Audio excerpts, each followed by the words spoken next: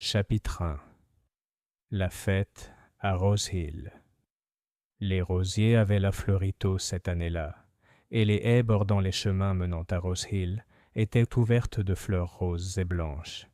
C'était un samedi de fin juin, et la fête du village, tant attendue, battait son plein. La pelouse du presbytère était jonchée d'étals, confitures maison, chauffetières brodées, une tombola avec des paniers de fruits et de vin à la clé. Des enfants se précipitaient dans la foule, des petits pains collants à la main, tandis que leur mère, debout en petits groupes, parlait à voix basse mais animée, un œil sur leurs enfants et l'autre sur les étals concurrents. Miss Jane Marple, vêtue de son pâle manteau d'été et coiffée d'un chapeau de paille sage orné d'un ruban qui avait traversé les saisons, se tenait près de la table du concours de gâteaux. Elle observait avec un léger amusement l'intensité avec laquelle Madame Amelia Grant décrivait la qualité supérieure de son biscuit Victoria à un juge de plus en plus las. Les yeux de Miss Marple pétillaient. La nature humaine, songea-t-elle, se révélait le plus clairement lors des fêtes de village. L'orgueil, l'envie, les petites tromperies et parfois une authentique gentillesse. Elle s'apprêtait à se diriger vers la tente à thé lorsqu'un étrange murmure parcourut l'assemblée. Au premier abord, on ne comprit pas ce qui s'était passé. La musique du gramophone sur la pelouse continuait de jouer, et M. Peterson, le boucher, continuait de vanter bruyamment ses billets de tombola. Mais l'instant d'après, les gens commencèrent à chuchoter, et les têtes se tournèrent vers les marches du presbytère. Là, encadrée contre le mur de briques, se tenait Madame Edith Larkin, la receveuse des postes. Elle serrait une carte postale rouge vif à la main, son visage habituellement rougeaud, pâle et étrangement figé. « Honteux !» s'exclama-t-elle d'une voix étranglée. « Absolument honteux. Envoyer une chose pareille, à une fête. » Elle vacilla, et quelqu'un se précipita pour la soutenir. La carte postale lui échappa des mains et fut ramassée par M. Harold Sykes, le marguillier. Il la regarda, se raidit et la fourra précipitamment dans sa poche, promenant autour de lui un regard qui trahissait à la fois embarras et malaise. Miss Marple, qui n'avait rien manqué, pinça les lèvres pensivement. La carte était criarde, pensa-t-elle, d'une manière qui semblait étrangement délibérée. L'instant passa, du moins le sembla-t-il. Madame Larkin fut conduite à l'intérieur, la foule rassurée par des murmures, et bientôt la musique et les bavardages reprirent. Pourtant, le courant sous-jacent des spéculations était indéniable. Qui avait envoyé la carte postale? Pourquoi l'avait-elle remise à Madame Larkin de manière aussi publique? La question était sur toutes les lèvres, et lorsque le tirage au sort eut lieu, les théories circulaient déjà. Certaines évoquaient un scandale, d'autres une farce malicieuse. Miss Marple, cependant, remarqua les moindres détails. L'inquiétude qui brillait dans les yeux de M. Sykes, la façon dont Mme Grant parlait avec trop d'empressement de son gâteau éponge, comme pour détourner l'attention, et le silence étrange du jeune M. Henry Denham, aperçu près de la table du courrier quelques instants avant le vacarme. Le soir venu, Rose Hill était en effervescence, et lorsque le lendemain matin, Madame Edith Larkin fut retrouvée morte dans son salon, la carte postale rouge vif posée soigneusement sur ses genoux, la fête devint un souvenir à jamais teinté d'effroi. Cet après-midi-là, Miss Marple était assise tranquillement dans son jardin de St. Mary Mead, tricotant à la main. Les rosiers grimpaient gracieusement sur le treillis, les abeilles bourdonnaient, et tout semblait paisible. Pourtant, son expression était concentrée, ses aiguilles claquaient mécaniquement. Car Miss Marple avait déjà commencé à voir ce que les autres avaient manqué. La carte postale n'était ni une farce, ni une plaisanterie vulgaire. C'était, elle en était certaine, un message. Et un message, d'après sa longue expérience, désignait toujours quelque chose de plus profond. L'envie, la haine, la peur, et peut-être le meurtre. Chapitre 2. Chuchotement à Rose Hill. Le dimanche après-midi, Rose Hill était en proie aux spéculations. La nouvelle s'était rapidement répandue, comme toujours dans les villages, qu'Edith Larkin, la receveuse des postes, avait été retrouvée morte dans son propre salon. La femme du pasteur affirmait une crise cardiaque provoquée par un choc.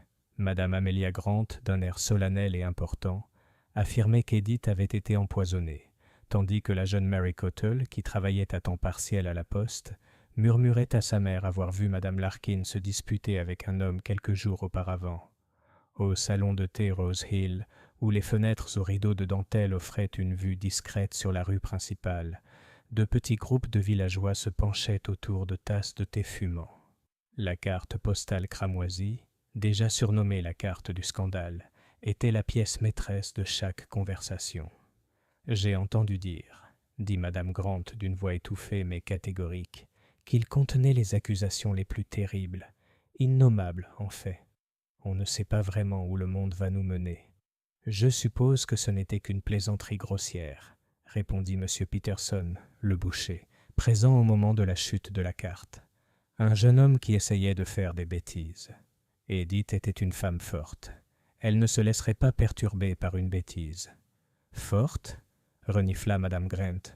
Elle était secrète, à mon avis, et on ne sait jamais quels secrets les gens cachent.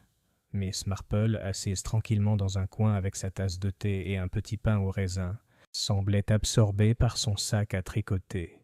Mais son oreille, comme toujours, était fine. Elle remarqua l'indignation, le plaisir et une satisfaction voilée dans la voix des villageois. Elle avait depuis longtemps observé que les gens bavardent rarement sans trahir leur personnalité. L'arrivée de l'inspecteur Mallory. En fin d'après-midi, la police avait pris les choses en main. L'inspecteur Mallory du commissariat du comté arriva dans sa voiture impeccable. C'était un homme robuste, à la moustache soignée et aux manières fermes. Il posa des questions rapides, nota les noms et ordonna la fermeture du petit bureau de poste jusqu'à nouvel ordre. Ses manières suggéraient l'efficacité, et les villageois, rassurés par son autorité, racontèrent leurs histoires avec empressement. Mais Miss Marple, qui passait par là, remarqua que son attention se fixait rapidement sur le jeune Henry Denham. Henry était clair chez le notaire, grand, pâle et sérieux. On l'avait vu flâner près de la table du courrier lors de la fête, et on murmurait que Madame Larkin lui avait souvent reproché son traitement négligent des lettres officielles. Lorsque l'inspecteur Mallory demanda si Henry avait touché la carte postale, le jeune homme rougit et balbutia qu'il l'avait simplement vue sur la table. « Une conscience coupable, si jamais j'en ai vu une », remarqua Madame Grant, qui raconta la scène plus tard dans la soirée avec toute la confiance de quelqu'un qui connaît la nature humaine, bien que Miss Marple, écoutant poliment, ne put s'empêcher de penser que les connaissances de Madame Grant étaient souvent sélectives. Les rumeurs se multiplient. Le lundi matin, les soupçons s'étaient renforcés. Henry Denham avait été interpellé et, de l'avis général, l'affaire était pratiquement résolue. Madame Larkin, disait-on, avait menacé de révéler une de ses bêtises, et désespéré, il avait écrit la carte postale en guise d'avertissement. Puis, paniqué par les conséquences, l'avait réduite au silence pour toujours. C'était une histoire bien rangée, et le village aimait les histoires bien rangées. Mais Miss Marple, sirotant son thé matinal et donnant des miettes à un rouge-gorge dans son jardin, n'était pas convaincue. Henry Denham avait peut-être été stupide, voire imprudent. Mais un meurtre? Sa façon de rougir et de bégayer ressemblait davantage à la maladresse de la jeunesse qu'à la ruse d'un tueur. Elle se souvenait aussi du regard d'Harold Sykes lorsqu'il avait empoché la carte postale à la fête. Ce regard n'était pas simplement embarrassé. Non, il était plus vif, plus craintif, et la peur, selon la longue observation de Miss Marple, ne devait jamais être ignorée. Une visite de la femme du vicaire. Cet après-midi-là, Madame Whitmore, l'épouse du vicaire, rendit visite à Mademoiselle Marple à St. Mary Mead, comme elle le faisait souvent lorsque les nouvelles pressaient. C'était une femme vive, d'un naturel bienveillant, mais qui appréciait les intrigues villageoises. « Ma chère Miss Marple, » commença-t-elle, attendant à peine d'être assise, « qu'en pensez-vous ?»« Pauvre Edith Larkin, » Bien sûr, il ne faut pas dire du mal des morts, mais j'ai toujours trouvé qu'elle se tenait un peu trop au courant des affaires des autres. Elle connaissait les affaires de tout le monde, et parfois plus qu'il ne fallait. J'imagine qu'elle s'en était mêlée. Miss Marple, tricotant sereinement, hocha légèrement la tête. Il est souvent dangereux, ma chère, de garder le secret de trop de choses. Les gens s'en offusquent, et parfois, ses aiguilles claquèrent doucement. Ils en ont peur. Madame Whitmore se pencha en avant avec empressement. Vous ne pensez pas que la police se trompe, n'est-ce pas? Ils disent que c'est Henry Dinham qui est coupable. Miss Marple sourit faiblement. Je pense que la vérité n'est peut-être pas aussi simple. Voyez-vous, la nature humaine est rarement ordonnée. Une ombre dans le courrier. Le lendemain, un événement curieux se produisit. Une seconde carte postale rouge cramoisie apparut, glissée sous la porte du salon de thé pendant la nuit. Celle-ci ne portait aucun nom, seulement une ligne en lettres majuscules bien nettes. Le premier n'était qu'un avertissement. La découverte provoqua un tollé. Si Henry Denham était en détention, qui avait envoyé cela? Et quel autre malheur, ou pire, pouvait-il nous attendre? Miss Marple, lisant cela dans le journal du matin, le reposa sans bruit. Son regard se fit pensif. Il lui semblait désormais évident que ces cartes postales cramoisies étaient plus qu'une vulgaire malice. Elles faisaient partie d'un projet, et ce projet n'était pas encore achevé. Elle se leva, mit son chapeau et prit son parapluie. Il était temps, décida-t-elle, de faire quelques visites à Rose Hill. Les gens, avait-elle toujours constaté, en révélaient au plus qu'ils ne le voulaient, pour peu qu'on les écoute attentivement. Chapitre 3. Miss Marple paie les visites. Le lendemain matin de la parution de la deuxième carte postale, Rose Hill arborait un teint radieux et délavé, comme si le monde avait été entièrement nettoyé par la pluie de la nuit. Le soleil scintillait sur les pavés mouillés de la rue principale, et dans les haies, les moineaux s'activaient avec une agitation indécente. C'était le genre de matinée qui laissait penser que la journée pourrait encore être sans danger. Mais Miss Marple, qui avait connu bien des matinées de ce genre, y ressentait une étrange fraîcheur, comme le froid laissé par un courant d'air insaisissable. Elle prit néanmoins son parapluie. Il ne faut jamais mépriser les bonnes habitudes, et quitta l'arrêt de bus avec cette gentillesse déterminée qui incitait les gens à reculer et à lui offrir le côté plus sûr du trottoir. Sa première visite fut au bureau de poste de Rose Hill, fermé et scellé sur ordre de l'inspecteur. C'était un bâtiment carré et respectueux, avec une seule fenêtre et une petite cloche qui tintait au-dessus de la porte lorsqu'on y entrait. Maintenant, la porte portait une affiche officielle, et la cloche était silencieuse. De son vivant, Edith Larkin avait donné à cet endroit un air d'efficacité hérissé, une petite forteresse de registres, de balances et de piles de papier kraft bien rangées. La mort l'avait réduit à l'état d'un spécimen sous un bocal. Miss Marple regarda l'affiche avec un léger soupir, puis tourna dans le chemin latéral jusqu'au cottage attenant à la propriété. Là, sous une véranda bordée de fougères, une jeune fille mince en cardigan bleu étendait un torchon humide. « Mademoiselle Cottle ?» dit doucement mademoiselle Marple. « Mary Cottle ? Je suis mademoiselle Marple de St. Mary Mead. Nous nous sommes rencontrés, ça doit faire 2 ans, quand j'ai posté un petit colis à ma nièce. Vous aviez une façon très astucieuse de nouer la ficelle. » La jeune fille sursauta, puis rougit de plaisir et de timidité. C'était une jolie créature, modeste. Ses cheveux, d'un or terne, avaient été relevés à la hâte, et ses joues étaient d'une fraîcheur qui suggérait des larmes récentes plutôt que des roses. « Oui, madame, dit-elle, je me souviens de vous. Vous vouliez un timbre à un penny avec la tête du roi, et madame Larkin disait que le timbre bleu à 2 pence était bien plus fiable, mais vous aviez vos moyens. En général, je le fais, dit Miss Marple en souriant. Une vieille dame pourrait-elle vous demander un mot ou 2, si vous n'êtes pas trop occupé? Je ne m'imposerai pas, seulement j'ai pensé qu'une tasse de thé pourrait vous réconforter. Mary hésita, regarda le chemin comme si une réprimande allait l'atteindre, puis s'écarta. Une petite question, madame, dit-elle. L'inspecteur Mallory n'aime pas que des gens du village entrent et sortent. Mais je suppose qu'il ne peut pas s'opposer au thé. Ce n'est pas une preuve, n'est-ce pas? Au contraire, dit Miss Marple, le thé est souvent très révélateur. On voit qui prend du sucre et qui fait semblant de ne pas en prendre. À l'intérieur, la chaumière exhalait une légère odeur de linge humide et de choux bouillis qui s'accrochait à une pauvreté respectable. Sur le vaisselier, quelqu'un avait disposé 2 tasses et soucoupes avec un soin qui semblait s'excuser. Miss Marple s'assit près de la petite grille et regarda Mary s'affairer autour de la bouilloire avec des gestes rapides et nerveux. Ses mains tremblaient. Lorsqu'elle versa le thé en vrac dans la théière, une demi-mesure tomba sur le plateau.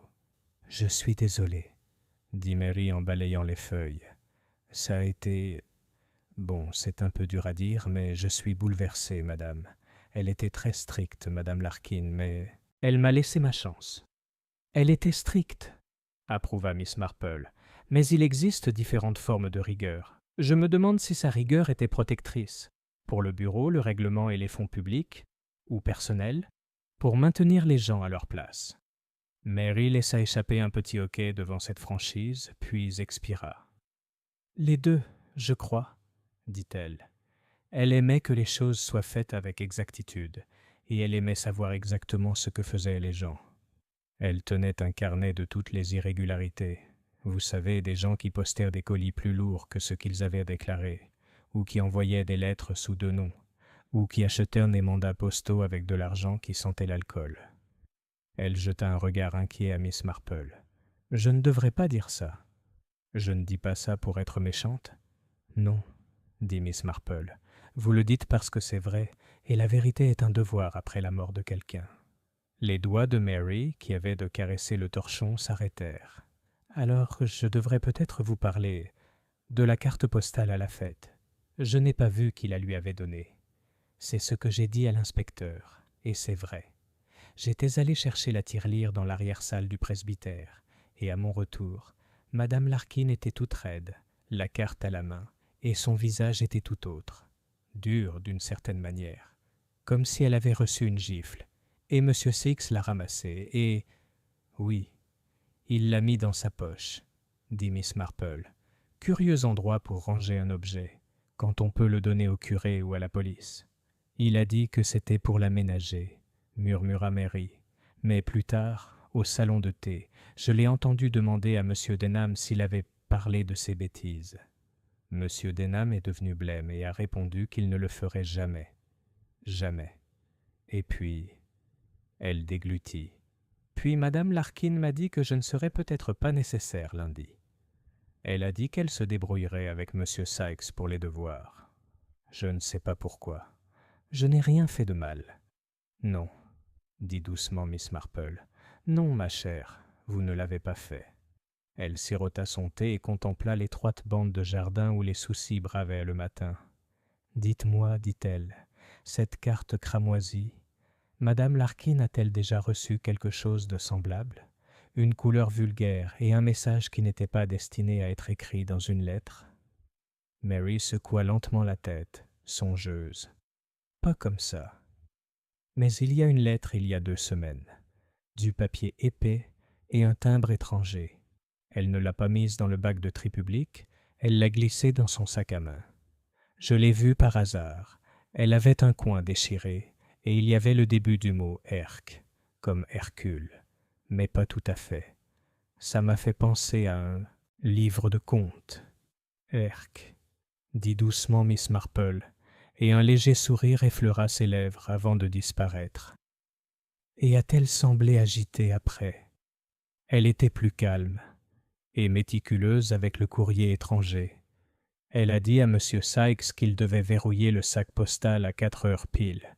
Il n'a pas apprécié. « Non, » murmura Miss Marple, « les marguilliers n'aiment généralement pas qu'on leur dise tout à la minute près. » Mary la regarda avec une intensité timide. « Pensez-vous que M. Denham est coupable, madame?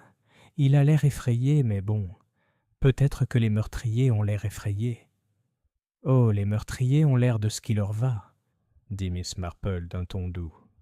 On dirait des épouses de curés et des gardes-chasse. Parfois, on dirait des meurtriers, ce qui est le plus facile et par conséquent le moins courant. Elle posa sa tasse. Puis-je vous demander une dernière petite chose? Madame Larkin avait-elle son propre papier à lettres, des cartes, etc., dans le tiroir près de la balance? Mais la carte cramoisie, je n'ai jamais vu cette couleur en boutique, et Madame Larkin n'aimait pas les couleurs vives. Elle disait toujours qu'une bonne carte devait être crème. Tout à fait, dit Miss Marple. Merci, Mary. Vous avez été très serviable et très courageuse. Lorsque Miss Marple sortit de nouveau dans le chemin, le soleil s'était levé, et avec lui le bourdonnement du village. Les commerces ouvraient, les gens étaient dehors. La journée battait son plein. Elle se dirigea vers l'église. L'église de Rose Hill se tenait un peu à l'écart, comme c'est souvent le cas, comme si elle choisissait de ne pas se mêler aux querelles ordinaires de la rue. Son clocher carré abritait une cloche fiable, et les ifs du cimetière se souvenaient plus qu'ils ne disaient. Miss Marple se fraya un chemin entre les pierres jusqu'à la porte de la sacristie, où elle trouva Harold Six, marguillier, en train de polir les cuivres comme si son salut en dépendait.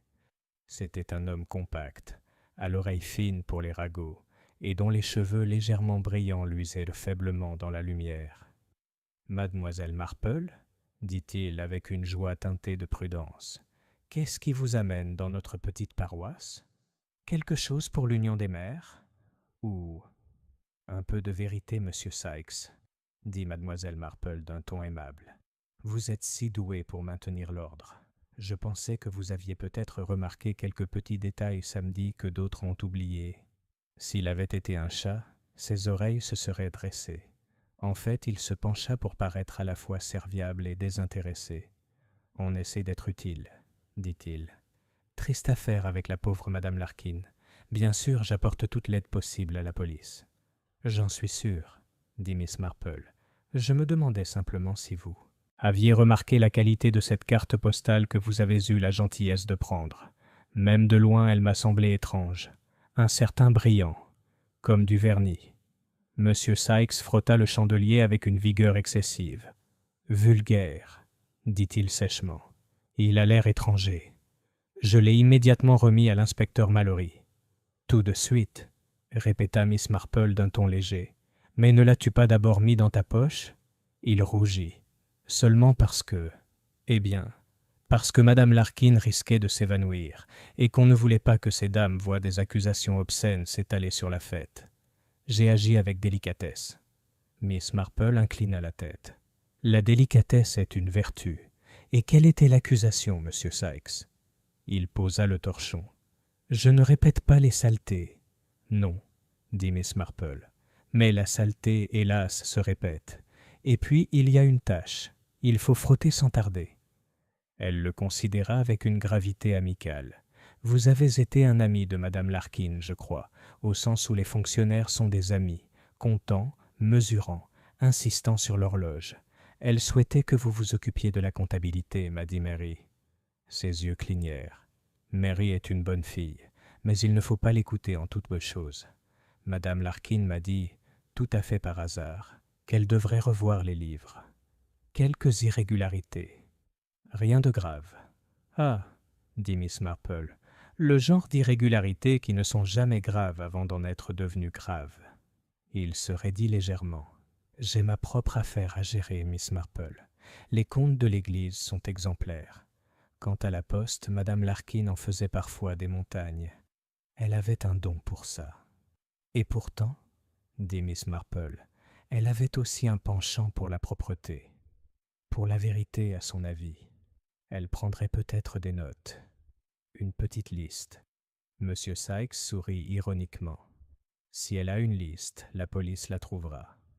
Et on s'épargnera ces théories villageoises. » Miss Marple laissa passer l'ironie comme on laisse passer une guêpe, en évitant de l'écraser et donc de se faire piquer.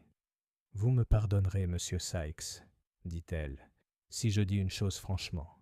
Quand on met dans sa poche un objet qui ne nous appartient pas, même avec les meilleures intentions, les autres commencent à s'interroger.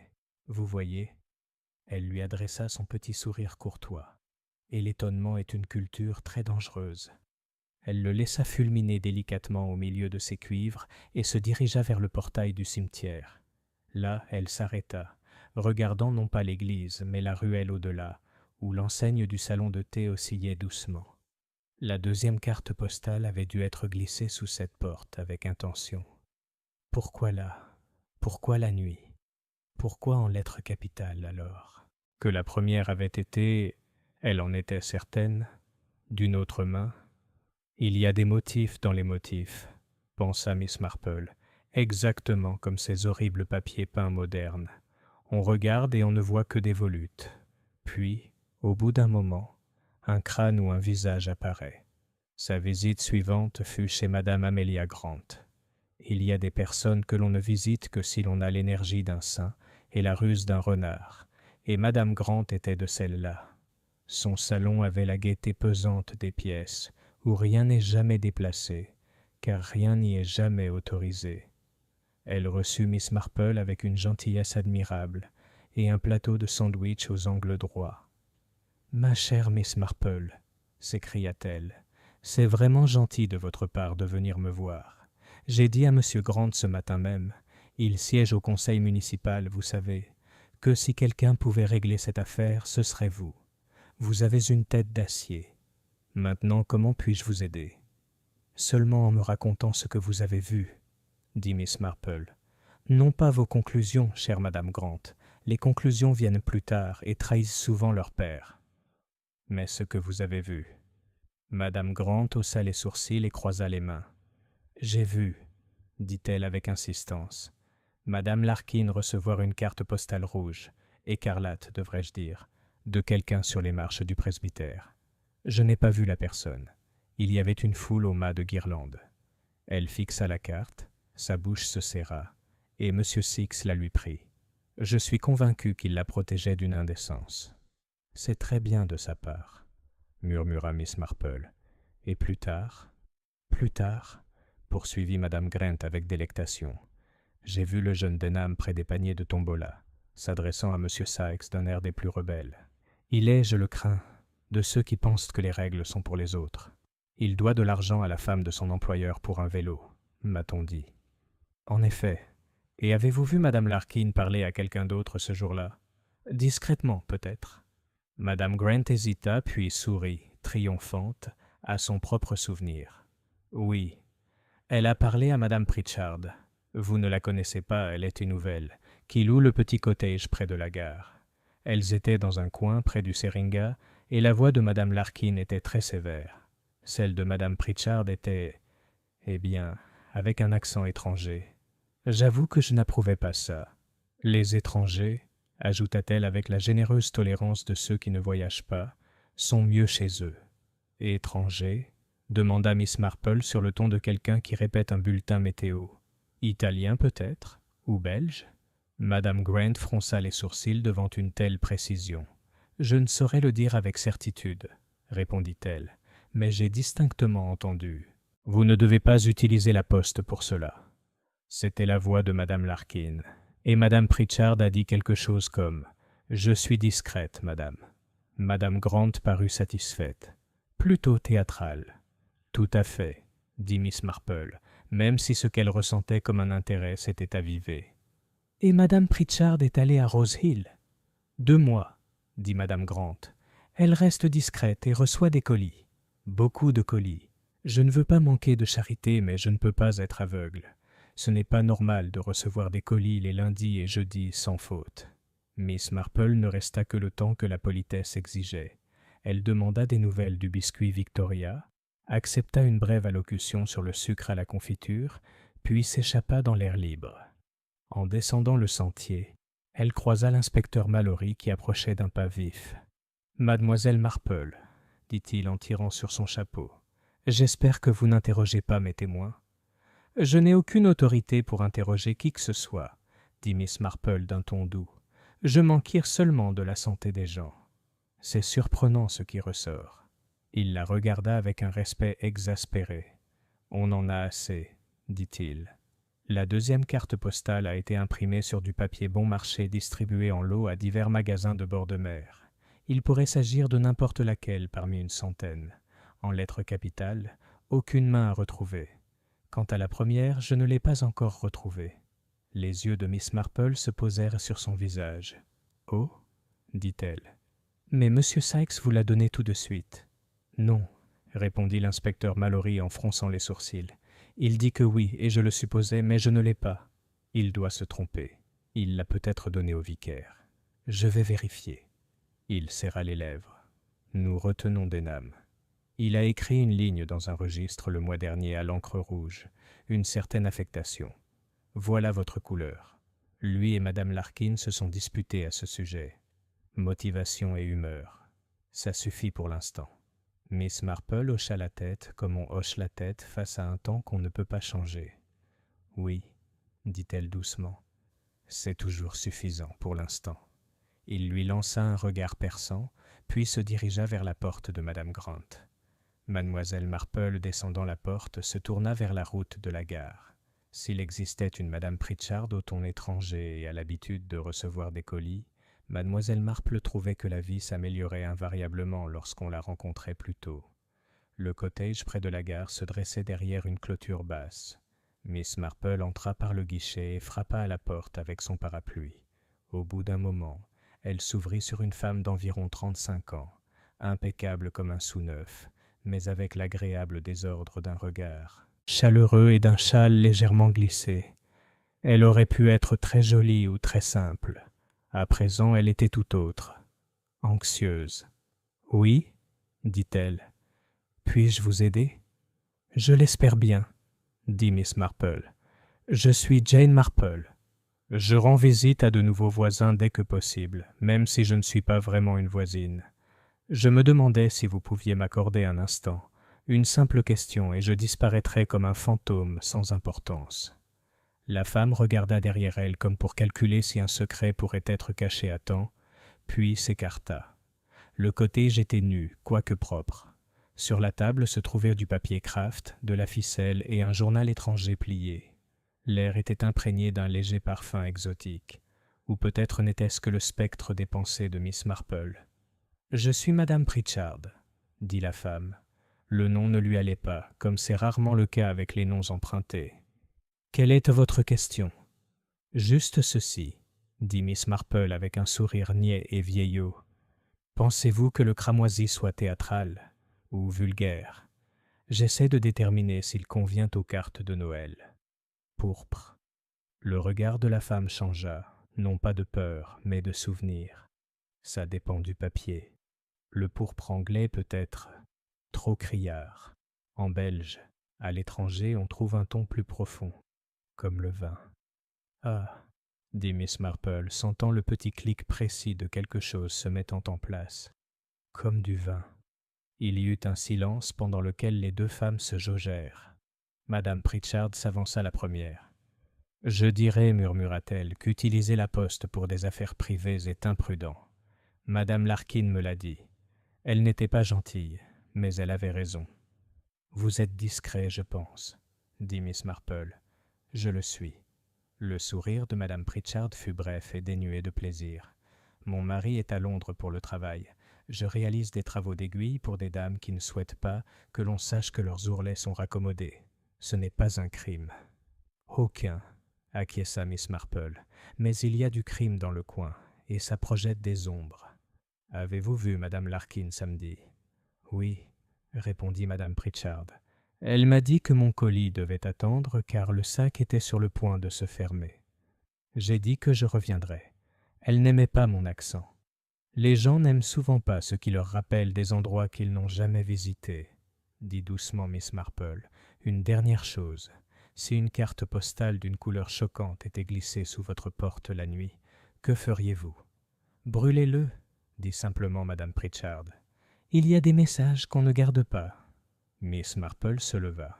« Vous êtes très sage, Madame Pritchard, » dit-elle. « J'espère que Rose Hill sera gentille avec vous. » Elle revint sur ses pas vers la route de la gare. L'après-midi s'était allongé. Dans les haies, Les ailes des insectes créaient une douce musique. Miss Marple marchait lentement, son parapluie tapotant de temps à autre sur la terre battue, tandis que son esprit avançait beaucoup plus vite, tournant avec précision, comme elle avait observé ses aiguilles pendant tant d'années. Les cartes postales cramoisies formaient un fil. La première carte disparut, un autre, la poche de M. Sykes, un troisième, les rougeurs d'Henry Denham, un quatrième, la lettre étrangère avec Erck, sur le coin déchiré, un cinquième, les colis de Madame Pritchard, un sixième. Des fils, tous, et les fils, lorsqu'on les tire, font parfois tomber un immense rideau. À la porte du presbytère, elle s'arrêta, comme pour admirer le seringa. Un petit garçon avait laissé tomber une bille au bord du gravier, et Miss Marple se pencha lentement pour la ramasser.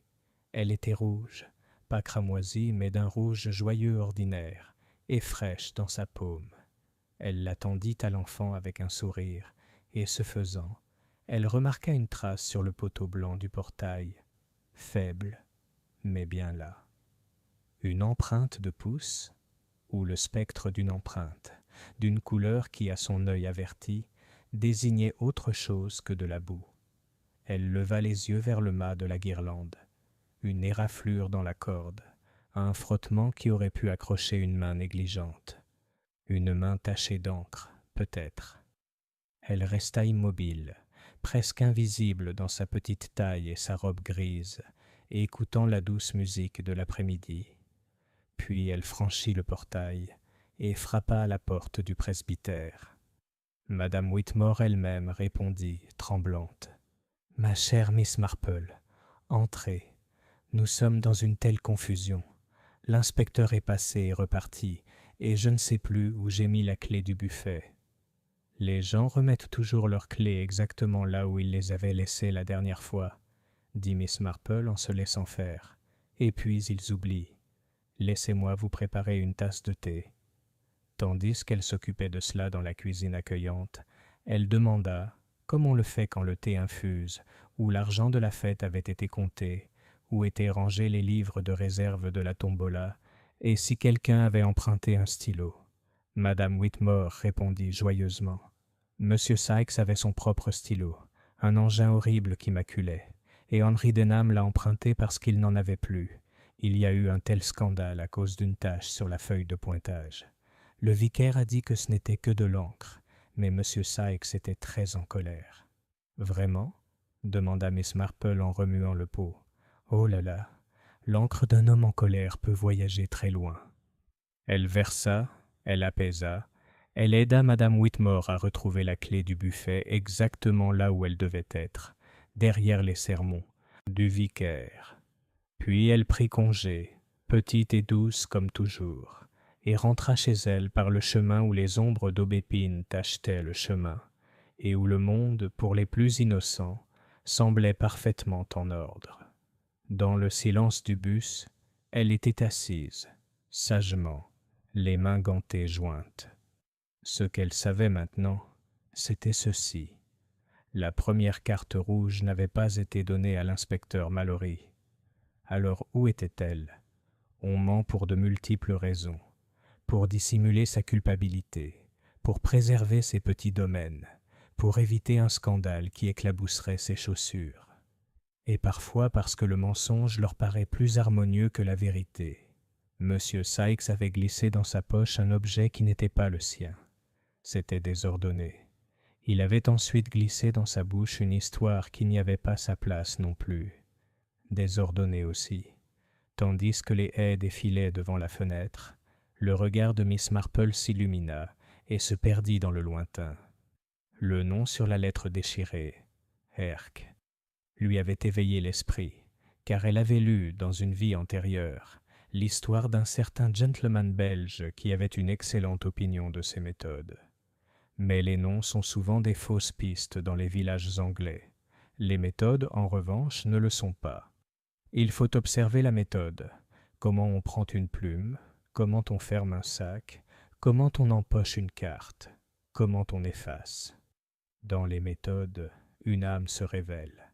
Lorsqu'elle débarqua à St. Mary Mead, elle avait décidé d'une dernière chose à faire ce jour-là, chercher dans son panier à ouvrage un petit objet qu'elle avait autrefois conservé, un buvard sur lequel différentes encres avaient été appliquées par de petites mains lors de la fête paroissiale, 3 étés auparavant, lorsque l'Union des mères avait tenu un stand de calligraphie. Elle pensa comparer une marque avec une autre. De telles comparaisons, avait-elle constaté, donnent souvent le résultat le plus net. Non pas l'éclat d'un éclair, mais la constance d'une couture. Dans son salon, les roses encadraient la fenêtre et les chats d'à côté étaient venus se dorer au soleil, en rang présomptueux, sur son pas. Miss Marple dénoua les cordons de son chapeau et s'assit dans son fauteuil habituel. Sur la petite table près de la lampe, le journal était plié en deux à la nouvelle de la 2e carte postale. Elle le lissa pensivement. Un autre incident allait se produire. Elle le ressentait aussi clairement que la lourdeur de l'air avant un orage. Le motif n'en avait pas fini avec eux. Quelqu'un qui aimait les fins nettes avait tenté d'y pousser le village. Mais Miss Marple, qui aimait aussi la propreté, mais celle qui dure, l'en empêcherait. Elle reprit son tricot, laissa les aiguilles reprendre leur rythme habituel et regarda le jour s'allonger. Elle se leva et tira les rideaux à moitié. Il y a un moment chaque soir où les ombres révèlent le contenu d'une pièce plus clairement que la lumière. Debout là, sa silhouette menue se détachant sur la dentelle pâle, elle parla très doucement à la pièce vide. « Il va falloir être très prudent maintenant, » dit-elle. Très prudent, en effet. Mon Dieu, comme la nature humaine déteste être découverte. Chapitre 4. Le filet de l'inspecteur mardi matin, l'air de Rose Hill semblait tendu, comme si tout le village retenait son souffle. Les fenêtres s'ouvraient plus tôt que d'habitude. Les rideaux frémissaient plus souvent. La 2e carte postale rouge avait déstabilisé tout le monde. Mais c'est la déclaration de l'inspecteur selon laquelle Henry Denham allait être formellement inculpé du meurtre d'Edith Larkin qui a véritablement divisé l'opinion. Dans les salons de thé, les discussions étaient animées. Certains disaient que c'était enfin la preuve que l'arrogance juvénile menait à la ruine. D'autres soutenaient qu'Henry n'était qu'un garçon nerveux et idiot. Madame Grant, bien sûr, se déclara justifiée. « J'ai toujours su, » déclara-t-elle à son petit cercle, qu'il était téméraire, un commis avec le sens du spectacle, de l'encre rouge vraiment, autant se promener avec une pancarte sur laquelle on pouvait lire « Regardez-moi, je suis un scélérat ». Miss Marple, sirotant son thé à une petite table près de la fenêtre, observait la scène avec une sérénité polie. Elle remarqua que M. Peterson, le boucher d'habitude friand de déclamation, gardait un silence remarquable. Ses grandes mains jouaient avec sa serviette, et il semblait peu disposé à croiser le regard de qui que ce soit. Annonce de l'inspecteur Mallory. À midi, l'inspecteur Mallory convoqua un rassemblement au presbytère. Les villageois, incapables de résister à l'envie d'obtenir des nouvelles de première main, se rassemblèrent avec une impatience qui aurait pu paraître indécente en toute autre circonstance. Miss Marple était assise modestement au dernier rang, ses aiguilles à tricoter cliquetant doucement. Mallory, l'air plutôt fier de lui, s'adressa à la foule avec son ton vif et pragmatique. « Mesdames et messieurs, je ne vous importunerai pas longtemps. La police a agi rapidement. Les preuves pointent clairement vers M. Henry Denham. Il s'était disputé avec la défunte. Il était connu pour utiliser de l'encre rouge. Il avait accès aux tables de fête où la première carte est apparue. De plus, il marqua une pause pour faire effet. Nous avons découvert qu'il devait une somme d'argent à Madame Larkin, qu'elle avait menacé de déclarer à son employeur. Cela, je pense, constitue un motif suffisant. Il y eut des murmures d'approbation, mais aussi quelques regards dubitatifs. Miss Marple pencha la tête, ses aiguilles ne s'arrêtant jamais. Dettes, encre, querelles, oui, tout cela était plausible. Mais elle avait appris depuis longtemps que les explications les plus plausibles n'étaient souvent que des paravents. Un échange silencieux. Après la fin de la réunion, Miss Marple se retrouva à côté de M. Peterson alors qu'il sortait dans le cimetière. « C'est une triste affaire, » murmura-t-il en regardant partout sauf dans sa direction. Oui, tout à fait, dit doucement Miss Marple. On compatit à la mère du jeune homme, bien sûr. Quelle douleur de voir son fils accusé. Vous connaissez Henry depuis quelques années, je crois. Peterson s'éclaircit la gorge. Il m'apporte des factures de temps en temps. Un type négligent, toujours à griffonner. Ah, dit Miss Marple, mais griffonner à l'encre rouge. On se demande où un jeune employé a pu trouver une telle chose. Peterson lui jeta un rapide coup d'œil inquiet. Peut-être chez un papetier. Ils vendent toutes sortes de bêtises de nos jours. Il s'éloigna précipitamment, laissant Miss Marple l'observer avec une légère curiosité. Une visite chez les Denhams. Cet après-midi-là, Miss Marple se rendit au modeste cottage de Madame Denham, la mère veuve d'Henry. C'était une femme délicate au regard fatigué, mais elle reçut Miss Marple avec chaleur, reconnaissante de sa visite alors que la plupart des villageois se tenaient désormais à distance. « Mon pauvre garçon, » dit-elle en se tordant les mains. « Il est bête, certes, mais pas méchant. Il ne pourrait jamais mentir sans devenir rouge comme une tomate. S'il avait fait une chose aussi horrible, il aurait tout avoué sur le champ. Je sais qu'il le ferait. » Miss Marple posa une main réconfortante sur la sienne. « Je crois que vous avez tout à fait raison, Madame Denham.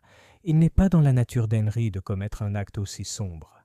Mais dites-moi, a-t-il depuis longtemps l'habitude d'utiliser cette encre cramoisie ?» Madame Denham parut perplexe. « De l'encre cramoisie ? Oh non. C'était une bouteille que M. Peterson lui avait offerte pour plaisanter à Noël. Il disait que ça égayait les registres ternes. J'ai dit à Henry de ne pas l'utiliser, mais il a insisté sur le fait que c'était inoffensif. » Les yeux de Miss Marple brillèrent imperceptiblement. Elle serra la main de Madame Denham et n'en demanda pas plus. Le murmure des secrets. Ce soir-là, les ruelles de Rose Hill semblaient silencieuses, comme si le village lui-même écoutait. Au coin de la poste, Miss Marple s'arrêta. Un garçon passa à vélo en sifflotant. À une fenêtre du haut, un rideau retomba. Miss Marple resta immobile. Elle repensa au regard inquiet de M. Sykes, à la première carte postale disparue, au colis de Mme Pritchard à l'étranger, et maintenant au cadeau inopportun de M. Peterson. On tirait trop de fils vers des explications bien ficelées. Et ces explications bien ficelées, songea-t-elle, masquaient souvent le flou de la vérité. Quelque part à Rose Hill, quelqu'un attendait, attendant que le village se calme, attendant que les soupçons se portent sur le jeune Henry. Mais la nature humaine, comme le savait bien Miss Marple, a tendance à se trahir au moindre contact. Elle reprit sa marche avec une détermination tranquille. Demain, elle rendrait une nouvelle visite à M. Peterson. Chapitre 5. Une perturbation chez le boucher. Le lendemain matin, le ciel était gris et incertain. Des nuages bas couvraient le village, s'abattant sur les toits de Rose Hill comme pour étouffer son énergie bavarde. À 9 heures, la rue principale grouillait de ménagères portant leurs paniers de provisions pour la semaine, et l'étape la plus populaire, comme toujours, était la boucherie Peterson. À l'intérieur, l'odeur familière de sciure, de viande fumée et le piquant du bœuf frais flottaient dans l'air. Monsieur Peterson, corpulent et le visage rouge, se tenait derrière son comptoir, mais ceux qui le connaissaient bien remarquèrent qu'il n'avait pas sa voix enjouée habituelle ce matin-là. Ses mains tremblaient légèrement en pesant un rôti d'agneau, et un jour il laissa tomber son couteau dans un fracas qui fit s'exclamer Madame Grant, alarmée.